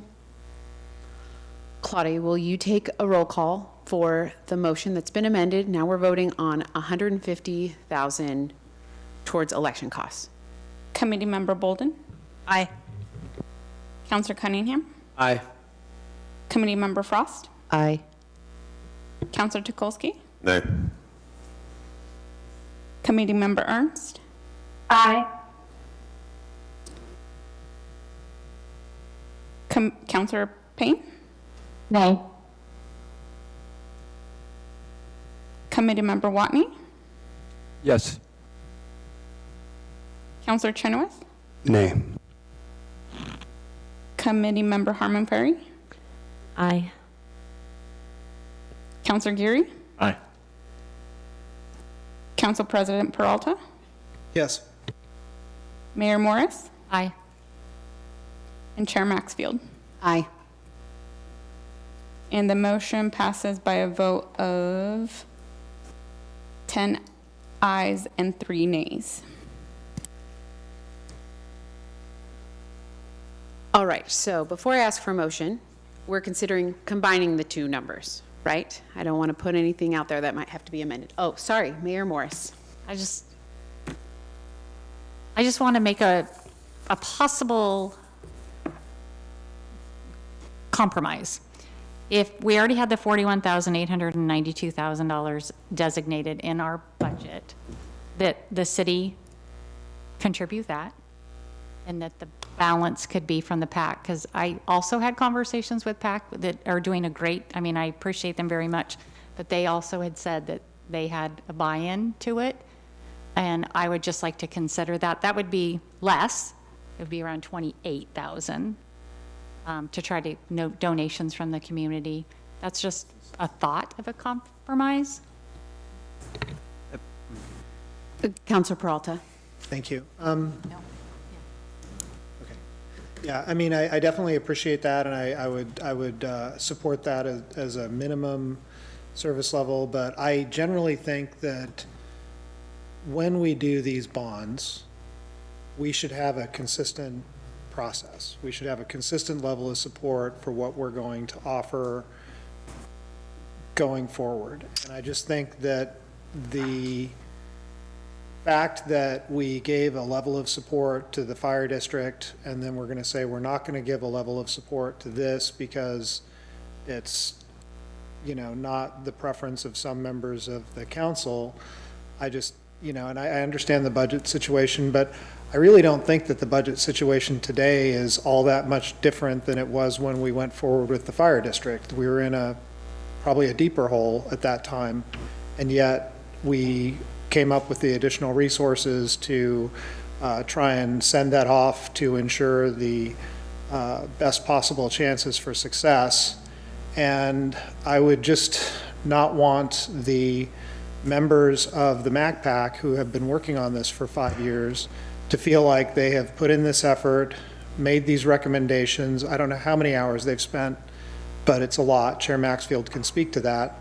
And I just feel like we should just provide the same level of support for any time we take something to the bond, and it should include analysis and polling, and I just think every time we do it, that's just part of the cost of doing business. Madam Chair, I can't raise my hand since I'm sharing my screen. But could I get in the queue, please? Yes. There's 2 people ahead of you, though.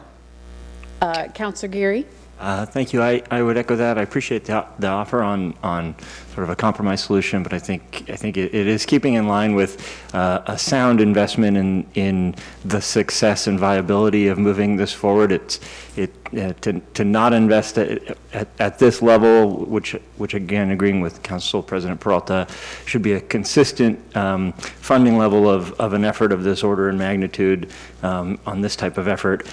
I think is a full good faith effort in the investment of going to the voters to communicate our need. I don't think we can communicate enough, and I do think once it is on the ballot, as it neutralizes the city's ability to work, the PAC will have its own large-scale communication effort to work on from there. So I don't think putting more burden on them for the city's responsibility, which is what I think it is a good ask. So I would like to keep that $70,000 recommended effort. Counselor Cunningham? Yeah, I'd honestly greatly appreciate both what Councilor Peralta and Councilor Geary said. And my initial thought when we were talking about the fire district was that was a crucial, honestly, fix to the budget situation. And so I actually was looking at them as two separate things. One was, yes, an ask of the community, but ultimately for a larger fix. And this was more of an ask for a community to have something from the long run. But I think listening to that now, what I see is there's a crucial need in the community. And whether it is a bond to fix roads, infrastructure, building, I would agree that in essence, this is the need that the community has. And then we are leaving it up to the community to vote it up or down. But it is our responsibility to get behind the need of the community. So I think I will be supporting this at this time, but I do want to say I completely understand where the others were coming from, and I really respect the trying to figure to put it all together. So thank you. Director Henry? Thank you. I want to remind you that breaking a contract between two different entities would be extremely difficult, if not impossible. And so we would be tying one of Director Muir's hands behind her back by allowing her only to create a contract for the 41,000 that's in there and requiring a separate entity to contract for the remainder.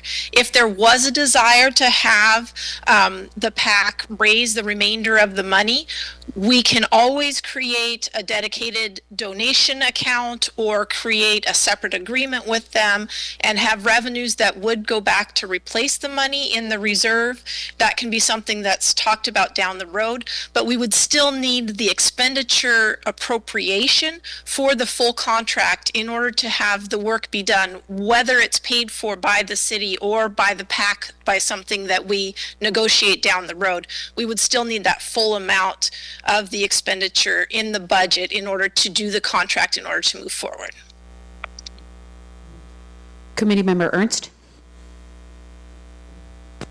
Yes, I wanted to just remind everybody of something that Council President Peralta said earlier about how with the fire district, there was a lot of pushback from the community that there wasn't enough information about what was happening. And I think that's a lesson that we should learn, that we shouldn't be giving the residents and citizens of McMinnville less information about what we're asking them of. So I really would strongly recommend keeping that part of the budget in there too.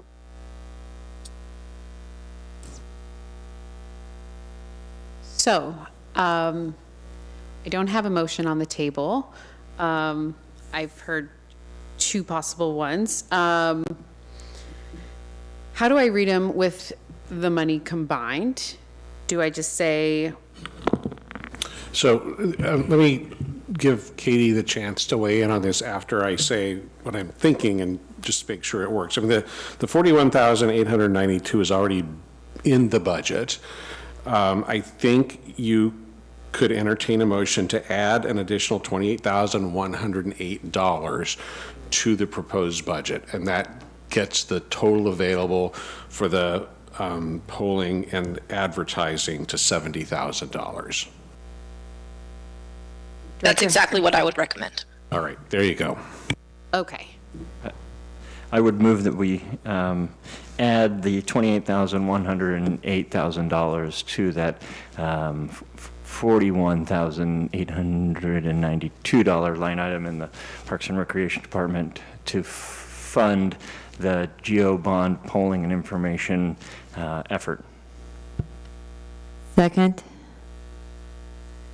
There was a motion by Counselor Geary and it was moved by Committee Member Harmon Ferry. Is there any discussion? All right, Claudia, can we have a roll call, please? Committee Member Bolden? Aye. Counselor Cunningham? Aye. Committee Member Frost? Aye. Counselor Tukolsky? Aye. Committee Member Ernst? Aye. Counselor Payne? Nay. I think that was a nay. Is that a nay? Counselor? Yes, it was a nay, no. Thank you. Committee Member Watney? Yes. Counselor Chenoweth? Nay. Committee Member Harmon Ferry? Aye.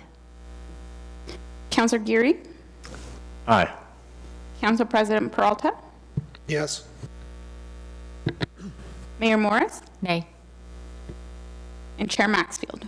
Aye. And the motion passes with 9 ayes and 4 nays.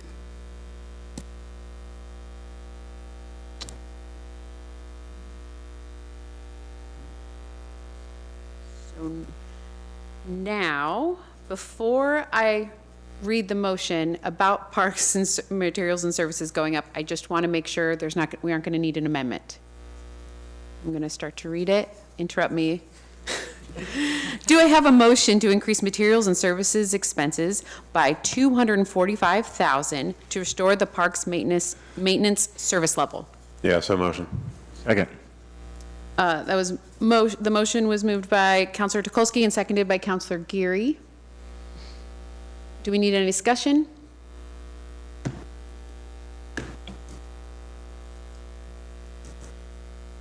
Committee Member Bolden? Nay. Counselor Cunningham? Aye. Committee Member Frost? Aye. Counselor Tukolsky? Aye. Committee Member Ernst? Aye. Counselor Payne? Nay. Committee Member Watney? Yes. Counselor Chenoweth? Only because of the amount, nay. Committee Member Harmon Ferry? Nay. Counselor Geary? Aye. Council President Peralta? Yes. Mayor Morris? Aye. And Chair Maxfield? Aye. And the motion passes with 9 ayes and 4 nays. Do I have a motion to decrease materials and services expense by $39,000 for the Eco Solutions contract that is no longer needed? So moved. Second. Moved by Mayor Morris and seconded by Councilor Tukolsky. Do we need any discussion? I wouldn't think so. Can you roll call? Committee Member Bolden? Yes. Counselor Cunningham? Aye. Committee Member Frost? Aye. Counselor Tukolsky? Yeah, aye, sorry. Committee Member Ernst? Aye. Counselor Payne? Aye. Committee Member Watney? Yes. Counselor Chenoweth? Aye. Committee Member Harmon Ferry? Aye. Counselor Geary? Aye. Council President Peralta? Yes. Mayor Morris? Aye. And Chair Maxfield? Aye. The motion passes unanimously. Right. Do I have a motion to increase materials and services expense by $75,000 to restore the funding to MEDP? So moved. So moved. This is Councilor Payne. Second. Moved by Councilor Payne and seconded by Budget Committee Member Frost. Do we need any discussion? Seeing none, will you call the roll call? Committee Member Bolden? Aye. Counselor Cunningham? Aye. Committee Member Frost? Aye. Counselor Tukolsky? Aye. Committee Member Ernst? Aye. Counselor Payne? Aye. Committee Member Watney? Yes. Counselor Chenoweth? Aye. Committee Member Harmon Ferry? Aye. Counselor Geary? Aye. Council President Peralta? Yes. Mayor Morris? Aye. And Chair Maxfield? Aye. The motion passes unanimously. Do I have a motion to increase materials and services expense by $25,000 for the state lobbying contract? So moved. Second. Moved by Mayor Morris and seconded by Council President Peralta. Do we have any discussion? Seeing none, you call the roll. Committee Member Bolden? Aye. Counselor Cunningham? Aye. Counselor Frost? Or Aye. Committee Member Frost, sorry. Way. Counselor Tukolsky? Aye. Committee Member Ernst? Aye. Counselor Payne? Aye. Committee Member Watney? Yes. Counselor Chenoweth? Aye. Committee Member Harmon Ferry? Aye. Counselor Geary? Nay. Council President Peralta? Yes. Mayor Morris? Yes. And Chair Maxfield? Aye. The motion passes with 12 ayes and 1 nay.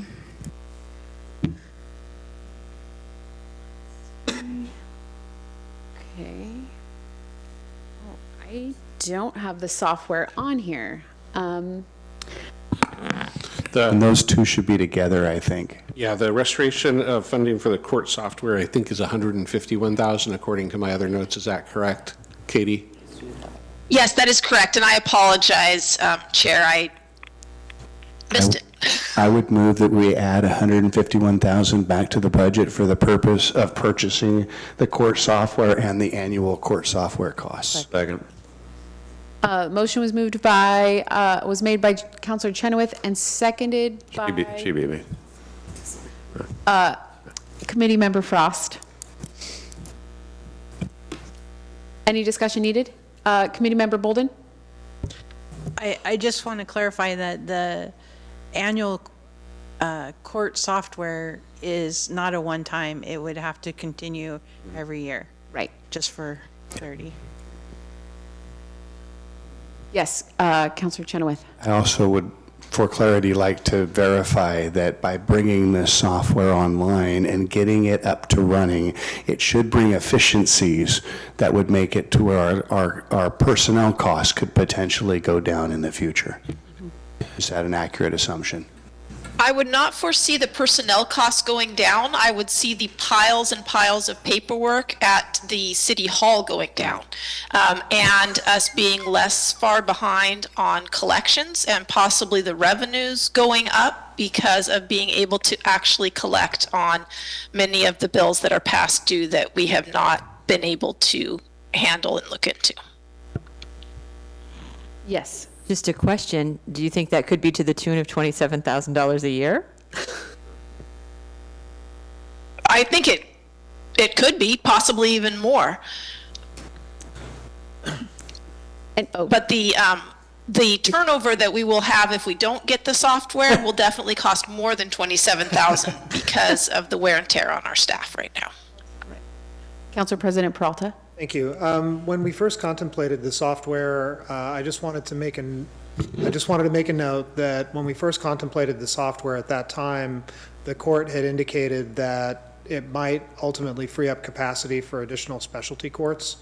And I just want to clarify for staff that is still a desire from this counselor as part of this investment. And that remains a desire for our court staff. It's something that we have talked about in our planning for court. Right now, it's several years out just because of the extreme backlog that we have. Any further discussion? Claudia, can you do a roll call? Committee Member Bolden? Aye. Counselor Cunningham? Aye. Committee Member Frost? Aye. Counselor Tukolsky? For clarity, these are bundled together, correct? The license and the software? Aye. Committee Member Ernst? Aye. Counselor Payne? Aye. Committee Member Watney? Yes. Counselor Chenoweth? Aye. Committee Member Harmon Ferry? Aye. Counselor Geary? Aye. Council President Peralta? Yes. Mayor Morris? Aye. And Chair Maxfield? Aye. The motion passes unanimously. Right.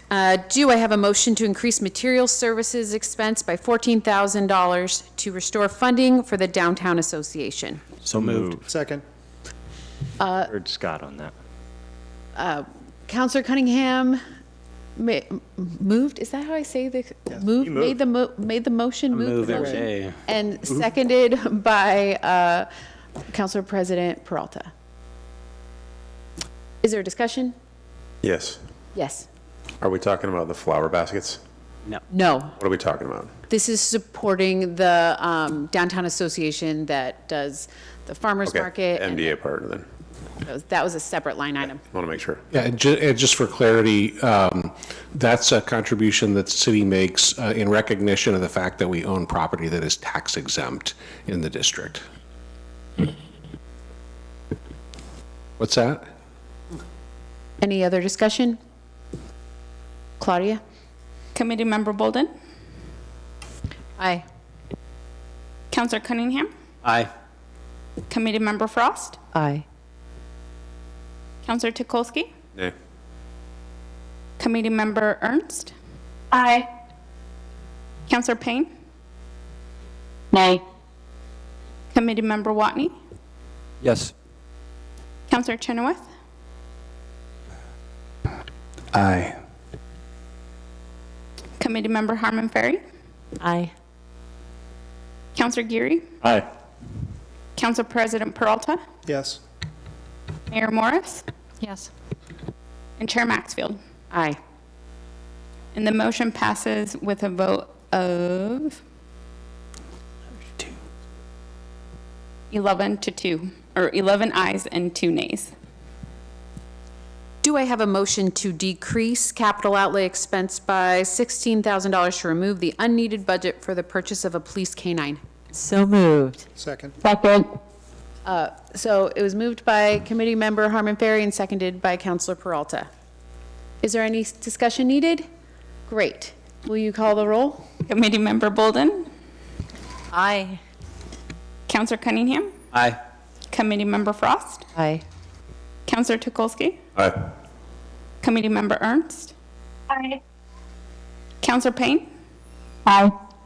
Committee Member Watney? Yes. Counselor Chenoweth? Aye. Committee Member Harmon Ferry? Aye. Counselor Geary? Aye. Council President Peralta?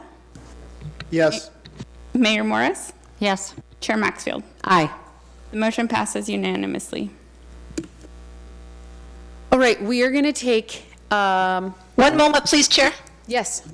We need to add in the payment in lieu of taxes of $150,000 to increase the revenues. It should be the first line before all the expense motions on the sheet that I gave you.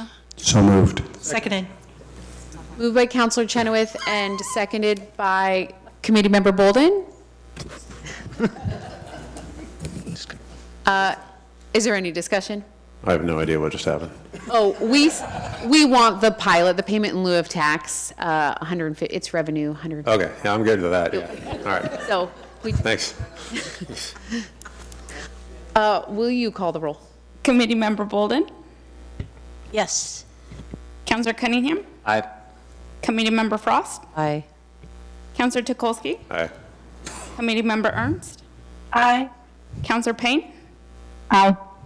Committee Member Watney? Yes. Counselor Chenoweth? Aye. Committee Member Harmon Ferry? Aye. Counselor Geary?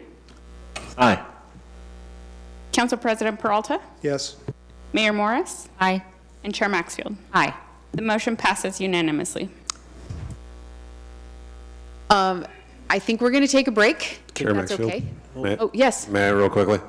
I just wanted to say that I'm the person that asked for the votes to be broken apart like that, and I know it was arduous and time-consuming, but I wanted to say thank you for the clarity and your patience, so. Oh, no, fine. I think that makes sense. Do we, sorry, for just clarity's sake, do we have to now accept the general fund budget with said amendments? We actually have to review the rest of the funds and then accept the full okay. budget with said amendments. All right, cool. We are going to take, I hope it can just be a 7-minute break. A little bit more than 5, a little bit less than 10. I'm going to be banging the gavel. 8:07. Everybody who had 8 o'clock on the over-under needs to pay up. Recording stopped. The under, so.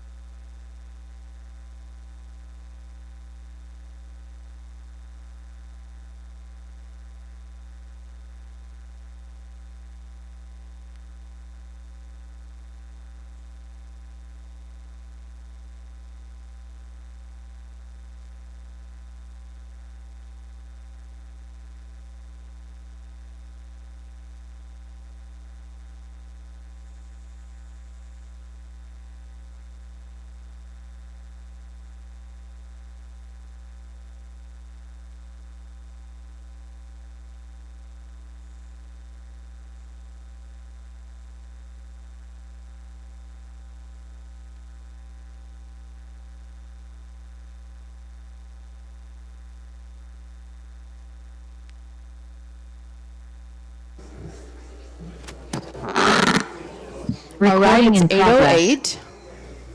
8:08. 8:08. I know we love each other. That'd be Hawaii time.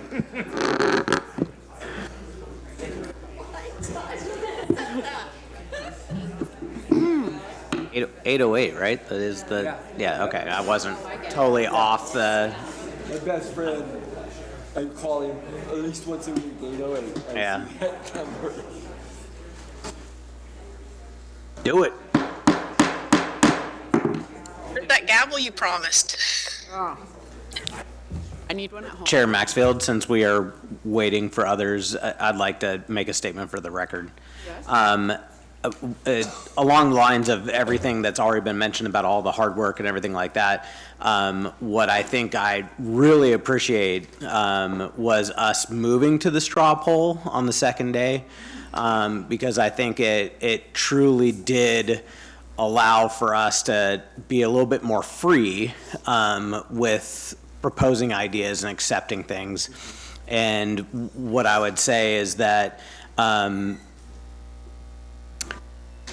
the comments that I made specifically about the police officer adding back the funds was that at that point in time, we had not stated what the budget goal really was. And I will respect that we did not get to re-vote on that one. But I would hope that in the future budget cycles that we go for the straw poll, so it allows for all of us to vote at the end with a greater picture. Because at the time that the first initial votes were taken, there wasn't an understanding of what the greater picture was going to be. And so some of us are beholden to the vote that we made at that moment in time. Thank you. Noted. Chair Maxfield, before you start, I do want to state for the record that Councilor Payne had to step off. She may join later, depending on how late we go. But yeah. All right. Excuse me, I just took a bite. Okay, now, does anyone have questions about any of the other funds that need clarification before they can vote to approve this whole budget?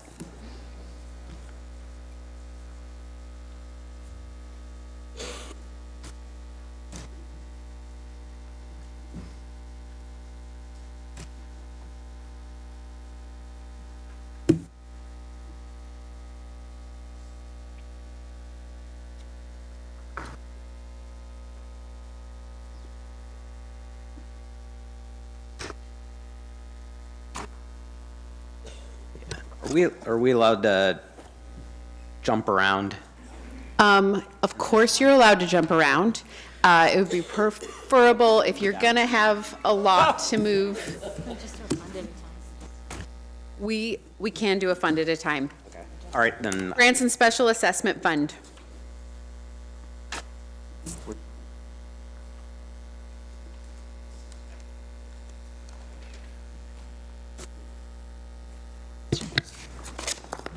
Is this the right one? The opioid money, do we have, what, it has it in there, the money. Have we decided what that's going to be used for, Jeff? No, we still have to bring that forward for a more robust conversation with the council. We're budgeting it in a way that we'll be allowed to spend money if there are projects that the council supports in the coming year. And because I was in the trainings for those, they have very specific, laser focused, it can't be used for outside projects. Any other questions?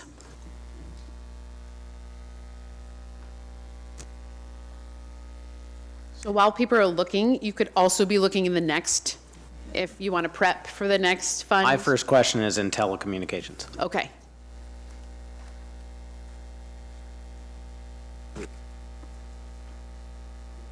So now we're in transient lodging fund. And maybe you could be looking towards affordable housing.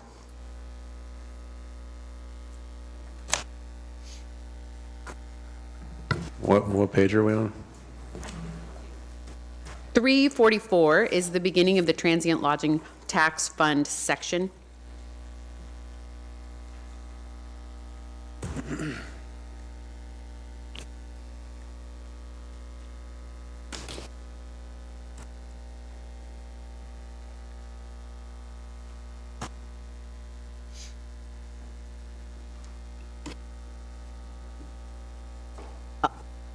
Director Henry, that is just your mouse on the screen? Maybe, okay, yeah, that's not a hand. I think it might be Claudia's mouse. Yeah, that's Claudia's mouse.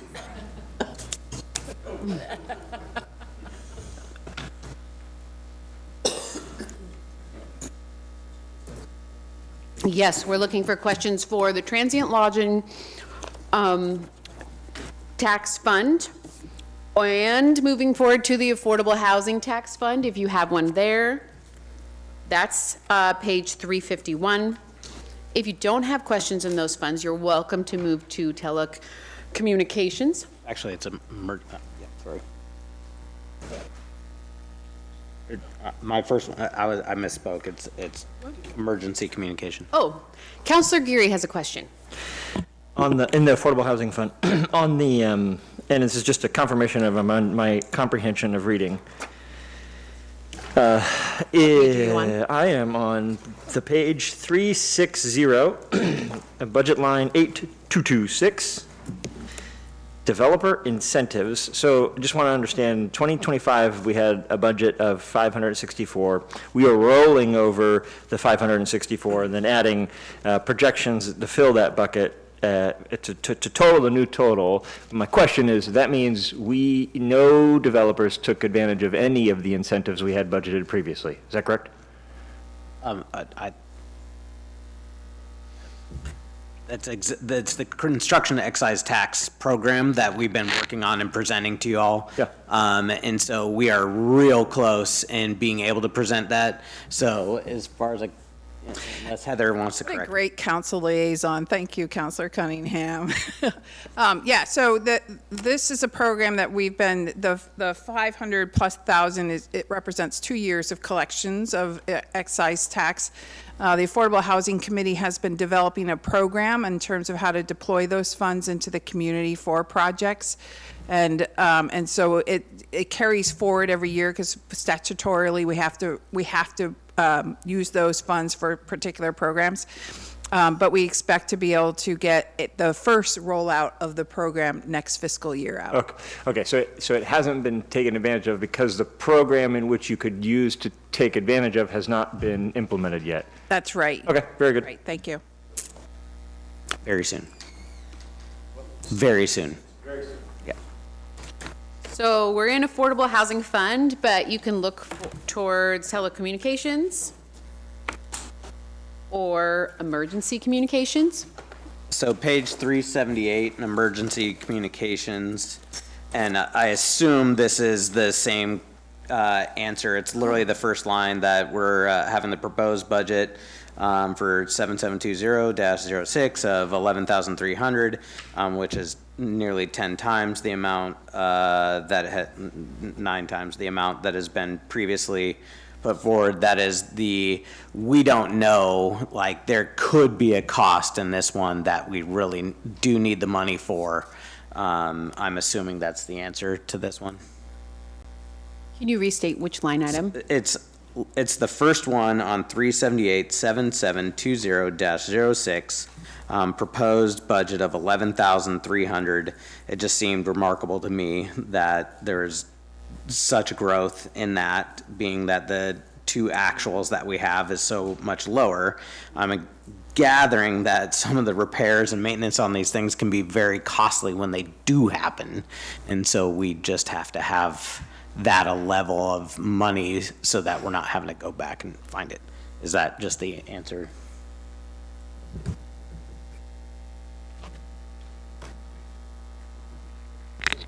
Yeah, that's true. Okay.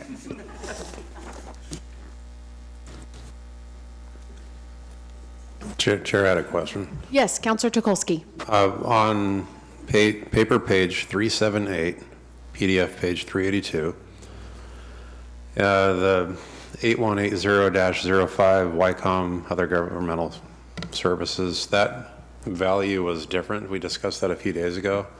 And I think, Director Henry, you're not allowed to update that in this proposed budget. Is that correct? We need the equivalent motion in this fund to update that line as well. The one that we did earlier was for the general fund for the transfer to the emergency communications fund. The expense itself sits in the emergency communications fund, so we need another amendment for this fund now for that exact same amount to increase the expense in this fund. Okay, so 8180. Yeah, so in the 80, so I would propose an amendment to include the previously identified value. 12,114. Okay, in this 2026 proposed budget. Second. I was just going to ask if that was a motion for clarity, but it sounds like it was. It was. That was a Just motion. got seconded. Counselor Tukolsky made a motion to add $12,114 to the expenses for YCOM to match the transfer that we added in the general fund, and it was seconded by Counselor Cunningham. Any discussion? Can we have a roll call? Committee Member Bolden? Aye. Counselor Cunningham? Aye. Committee Member Frost? Aye. Counselor Tukolsky? Aye. Committee Member Ernst? Aye. Committee Member Watney? Yes. Counselor Chenoweth? Aye. Committee Member Harmon Ferry? Aye. Counselor Geary? Aye. Council President Peralta? Yes. Mayor Morris? Aye. And Chair Maxfield? Aye. The motion passes unanimously by a vote of 12 ayes. Thank you for bringing that to our attention. All right, so we are moving right along. You can be looking and asking questions about the street fund, transportation fund. Transportation. Is that an inside joke? No, that's me. Oh, you have a question about the transportation fund? Just a statement, as I often do, just want to read from the Transportation Fund summary. It is important to note that the PCI, Pavement Condition Index, for collectors and arterials is below the threshold at 64 and 66 respectively. This is page 415 if you want to learn the context for what those standards mean. Suffice to say that it is below. To maintain the current PCI, Pavement Condition Index level of 73 system-wide will require an annual investment of approximately $2.8 million. Just my annual plug that I think we should be doing more to invest in the pavement condition of our streets on an annual basis. So as we move forward, I think in years to come, we should look at ways to do that. I agree. And Counselor Garvin would agree if he was here. Yeah, In honor of Counselor Garvin. I agree with you. Any other questions? Yes, Mayor Morris. The extra help, the $92,000 for the extra help, temporary help in the street fund, is that like spraying the crosswalks? Is that what that's for? The seasonal help, that's, It says salary extra help. It doesn't say seasonal. Extra help streets, 394. it's the same thing. It's our seasonal. Oh, it's same thing. It's, like, right now, they're out there doing crack sealing. We'll do some smaller pavement repairs in-house, things like that this summer. Just need more bodies. Yes, Counselor Geary. And in the fund, just confirming that the total debt service line, $201,248 on page 420, is the city's payment to the Newburgh-Dundee bypass. Is that correct? That is correct. So 201,000 not going to our streets. Thanks. Yes, Mayor Morris. I just have one more question, Geoff.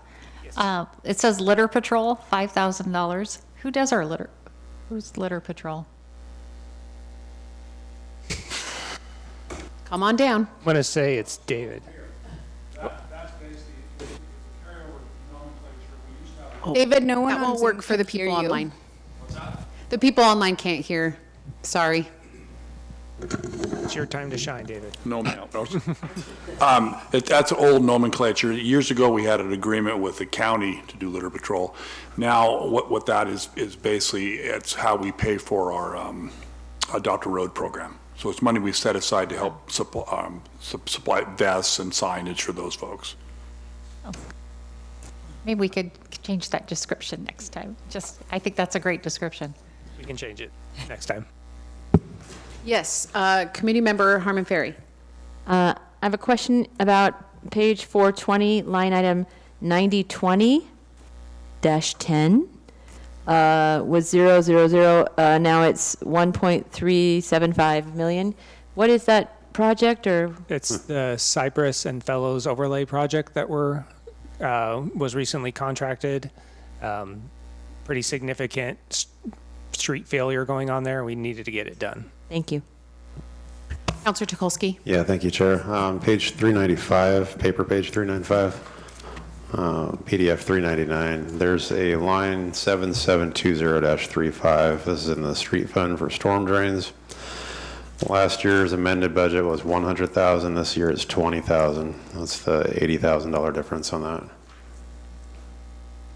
Is that appropriate? Yes, that was.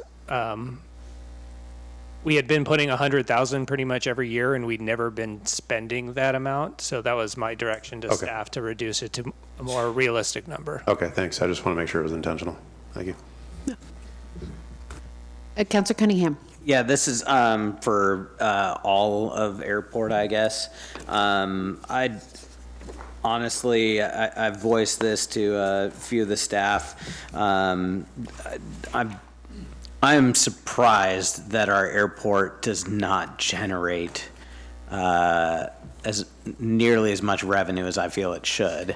And I honestly have tried to find in here if we make any money off of the air show other than being paid back for services. And I have not been able to figure that one out yet.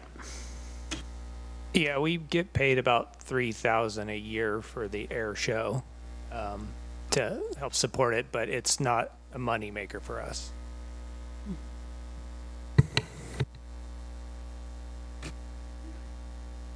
Moving right along, we are now in park development. You can look to debt service too.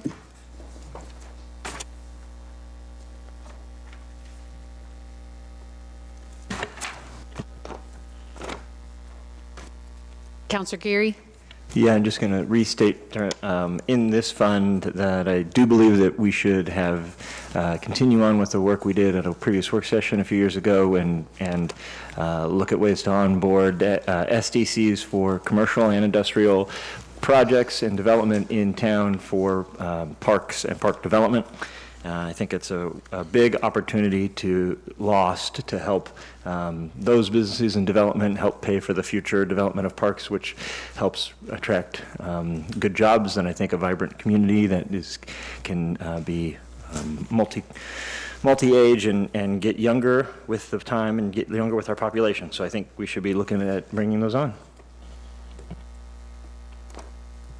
I'd just like to echo Councilor Geary's comments.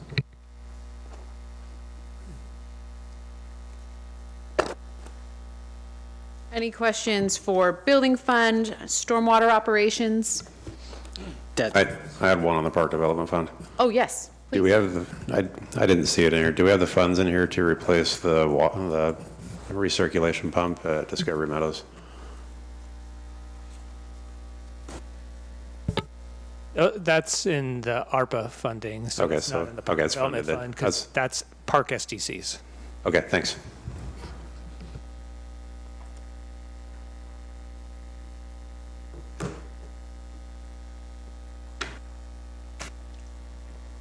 So we're at stormwater operations questions, stormwater capital fund questions, wastewater services fund.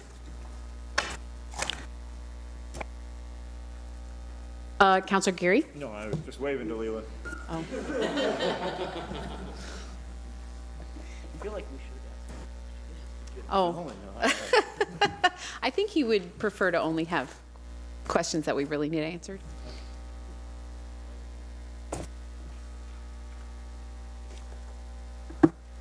Wastewater Services Fund, Wastewater Capital Fund.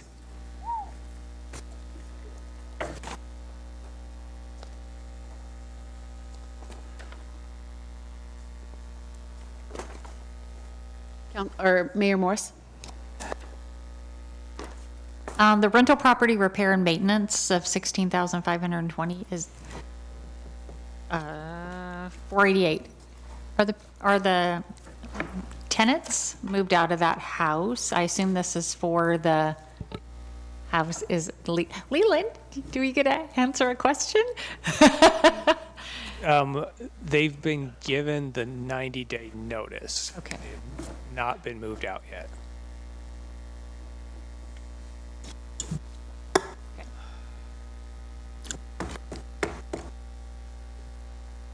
Any questions about Information Systems and Services Fund?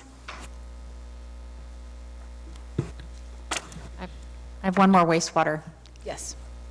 The landscape contract, so the city parks doesn't do them.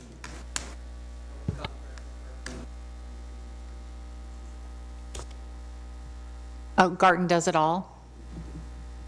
Yeah, for the people online, that Garten provides our landscaping through a contract service at the wastewater plant. The landscape janitorial. Correct.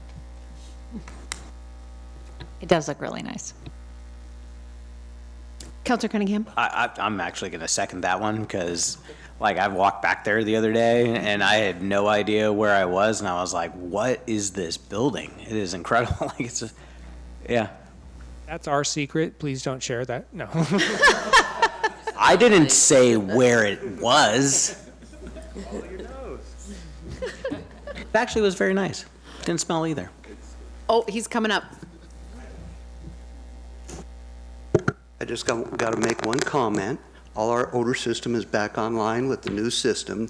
There are no odors out there right now. Everything is up and running with the new system, and we're making Class A biosolids that are going to be much better product that will go out on fields, and you won't even notice that it's on the field. Thank you. Other than maybe a little color.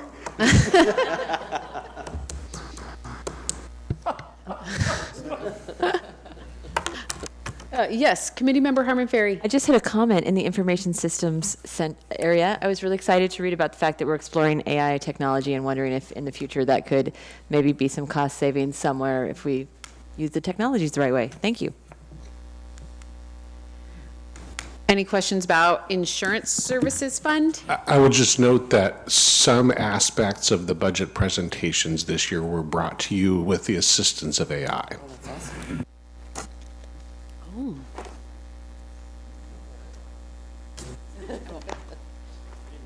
I'm actually AI.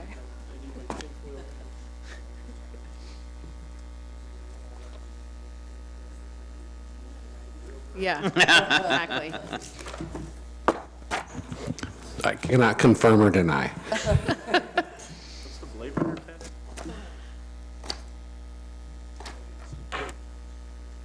So any questions about the whole budget binder are welcome at this time.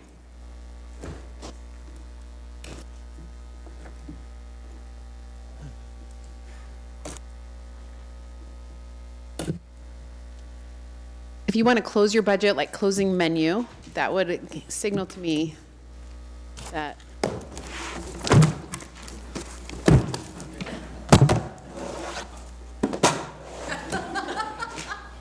I didn't say throw it. I dropped it. I was fine with this. You just dropped it. Yeah.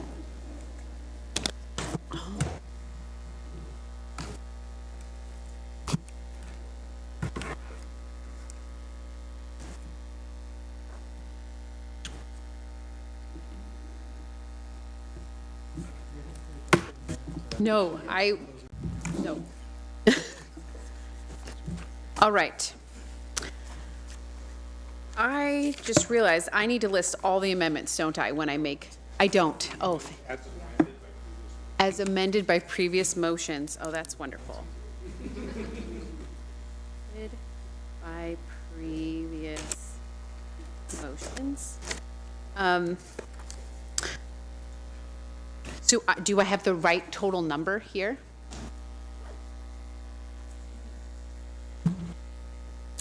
The total number you have there is before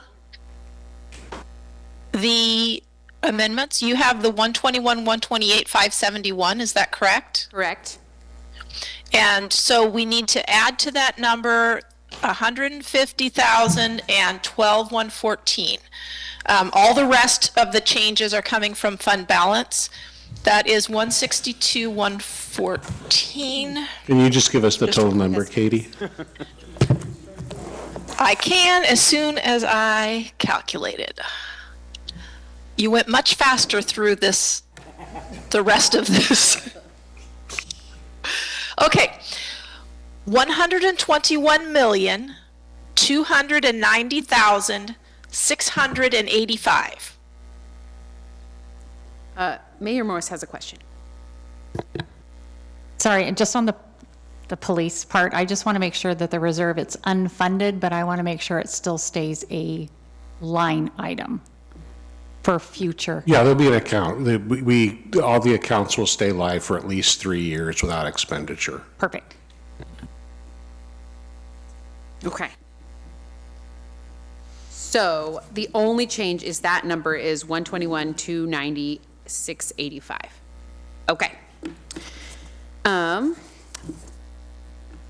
I need to ask for a motion to approve the proposed budget as presented, or as amended, to approve the property tax rate of $4.52, an under levy of the permanent property tax rate of $5.02, and the debt service property tax levy of $3,022,110.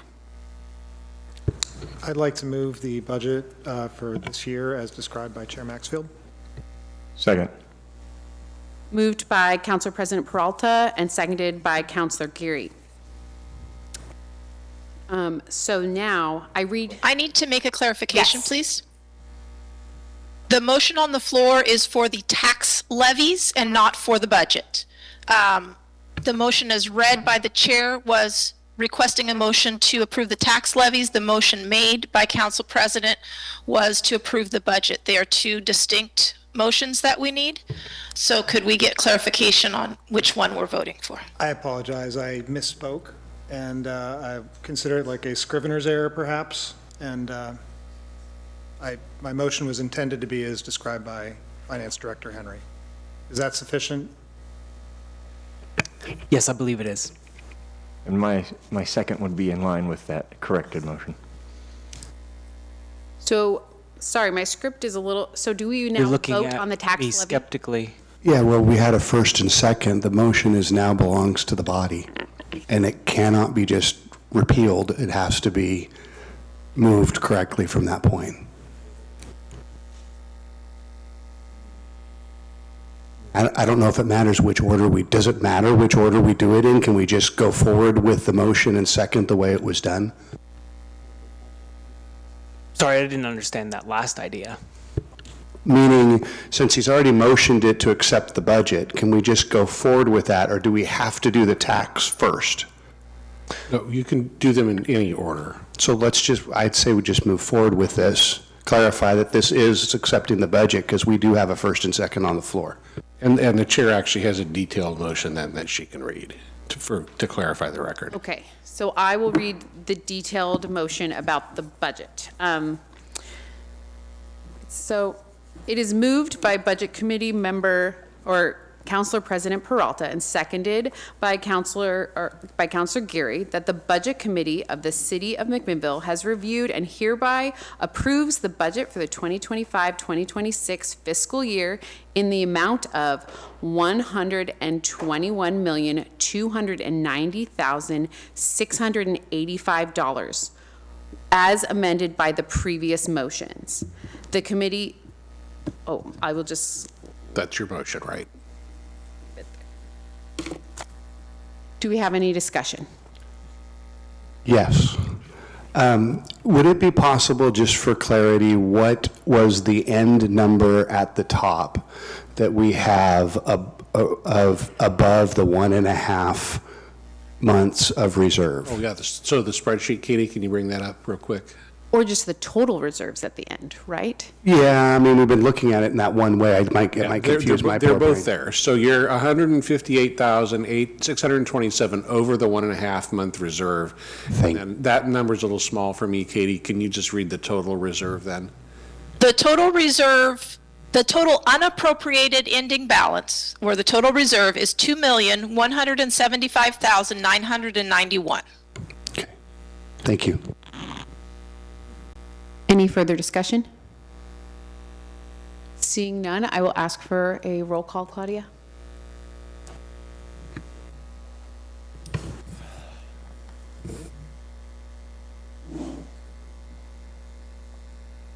Committee Member Bolden? Nay. Counselor Cunningham? Aye. Committee Member Frost? Aye. Counselor Tukolsky? Aye. Committee Member Ernst? Aye. Counselor Payne? Oh, sorry, she's not. Committee Member Watney? Yes. Counselor Chenoweth? Aye. Committee Member Harmon Ferry? Aye. Counselor Geary? Aye. Council President Peralta? Yes. Mayor Morris? Aye. Chair Maxfield? Aye. The motion passes with a vote of 11 ayes and 1 nay. Can I have a motion to approve, okay, hold on. Approve the property tax rate of $4.52, an under levy of the permanent property tax rate of $5.02, and the debt service property tax levy of $3,022,110. So move as described by Chair Maxfield. Second. It was moved by Counselor Cunningham and seconded by Committee Member Frost. Is there any discussion? Claudia, can we have a roll call? Committee Member Bolden? Nay. Counselor Cunningham? Aye. Committee Member Frost? Aye. Counselor Tukolsky? Aye. Committee Member Ernst? Aye. Committee Member Watney? Yes. Counselor Chenoweth? Aye. Committee Member Harmon Ferry? Aye. Counselor Geary? Aye. Council President Peralta? Yes. Mayor Morris? Yes. And Chair Maxfield? Aye. And the motion passes with a vote of 11 ayes and 1 nay. The budget for the 2025-2026 fiscal year is approved with the amendments provided and approves the taxes for the 2025-2026 fiscal year by 11 in favor and 1 opposed. Thank you all for being here. I don't have anything else to say. What, question? Oh, sorry, Counselor Chenoweth. So for the process going forward, what happens now is this proposed budget is sent to the council, and the council then can make modifications if they so choose and approve, correct? Correct. Yeah, it'll actually come to you in 2 meetings. On June 10th, you'll have your public hearings on the budget, and then during the second meeting in June, that'd be the 24th, you would have deliberations and ultimately adoption of the budget that night. And the limitations to the changes we can make are we cannot increase any budget more than 10%. Any fund. Any fund more than 10%, and we can decrease as much as our heart's desire. You can decrease appropriations for expenditure. You cannot make any changes to the property tax levy. Thus, property tax levy is fixed. Yes. Okay, perfect. Thank you for the clarity. City Manager Towery, did you want to make any closing remarks? Yes, please. I'll be brief. Thank you for your hard work. This is more hours than we've put into these budgets for a long time, and it makes sense for a whole variety of reasons. Thank you for being diligent. I want to thank the executive team. I want to call out a couple of other folks in addition to the rest of the folks that you've seen and some you haven't seen here. This is an effort that dozens of people have to pull together. We missed Katie for a couple of weeks and for our first meeting, and she's back this week part-time, and she's just jumped in with all of her limbs, and really want to appreciate that. She's probably in trouble with some people for working more than they may have wanted her work, but my perspective is her voice was important, and I think she added value to the process, and want to note that. I want to call out Crystal behind me, who's probably crawling under the table right now.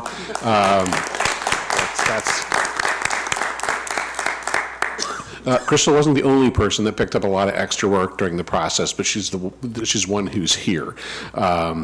Rhonda Gretzen, who many of you remember, who used to sit at the table with us, also picked up a bunch of budget work. Claudia picked up a bunch of budget work when Crystal was gone for about a week. And we could not do this work without the people here and the people with us in the offices over the last several months. And I just want to give my gratitude and tell you, while it was difficult, there was little joy in the process, frankly. But there was a great sense of accomplishment. We know we did hard things. We know it made work hard for you, and you did hard things as well. And I just think everybody should be proud of the work, if not happy with the ultimate result. Thank you for your time and your service. Thank you. Just want to say thank you. I'm not going to say a lot because I want to go home too. So there being no further business to come before the committee, I will now adjourn the Budget Committee meeting at 8:45 p.m.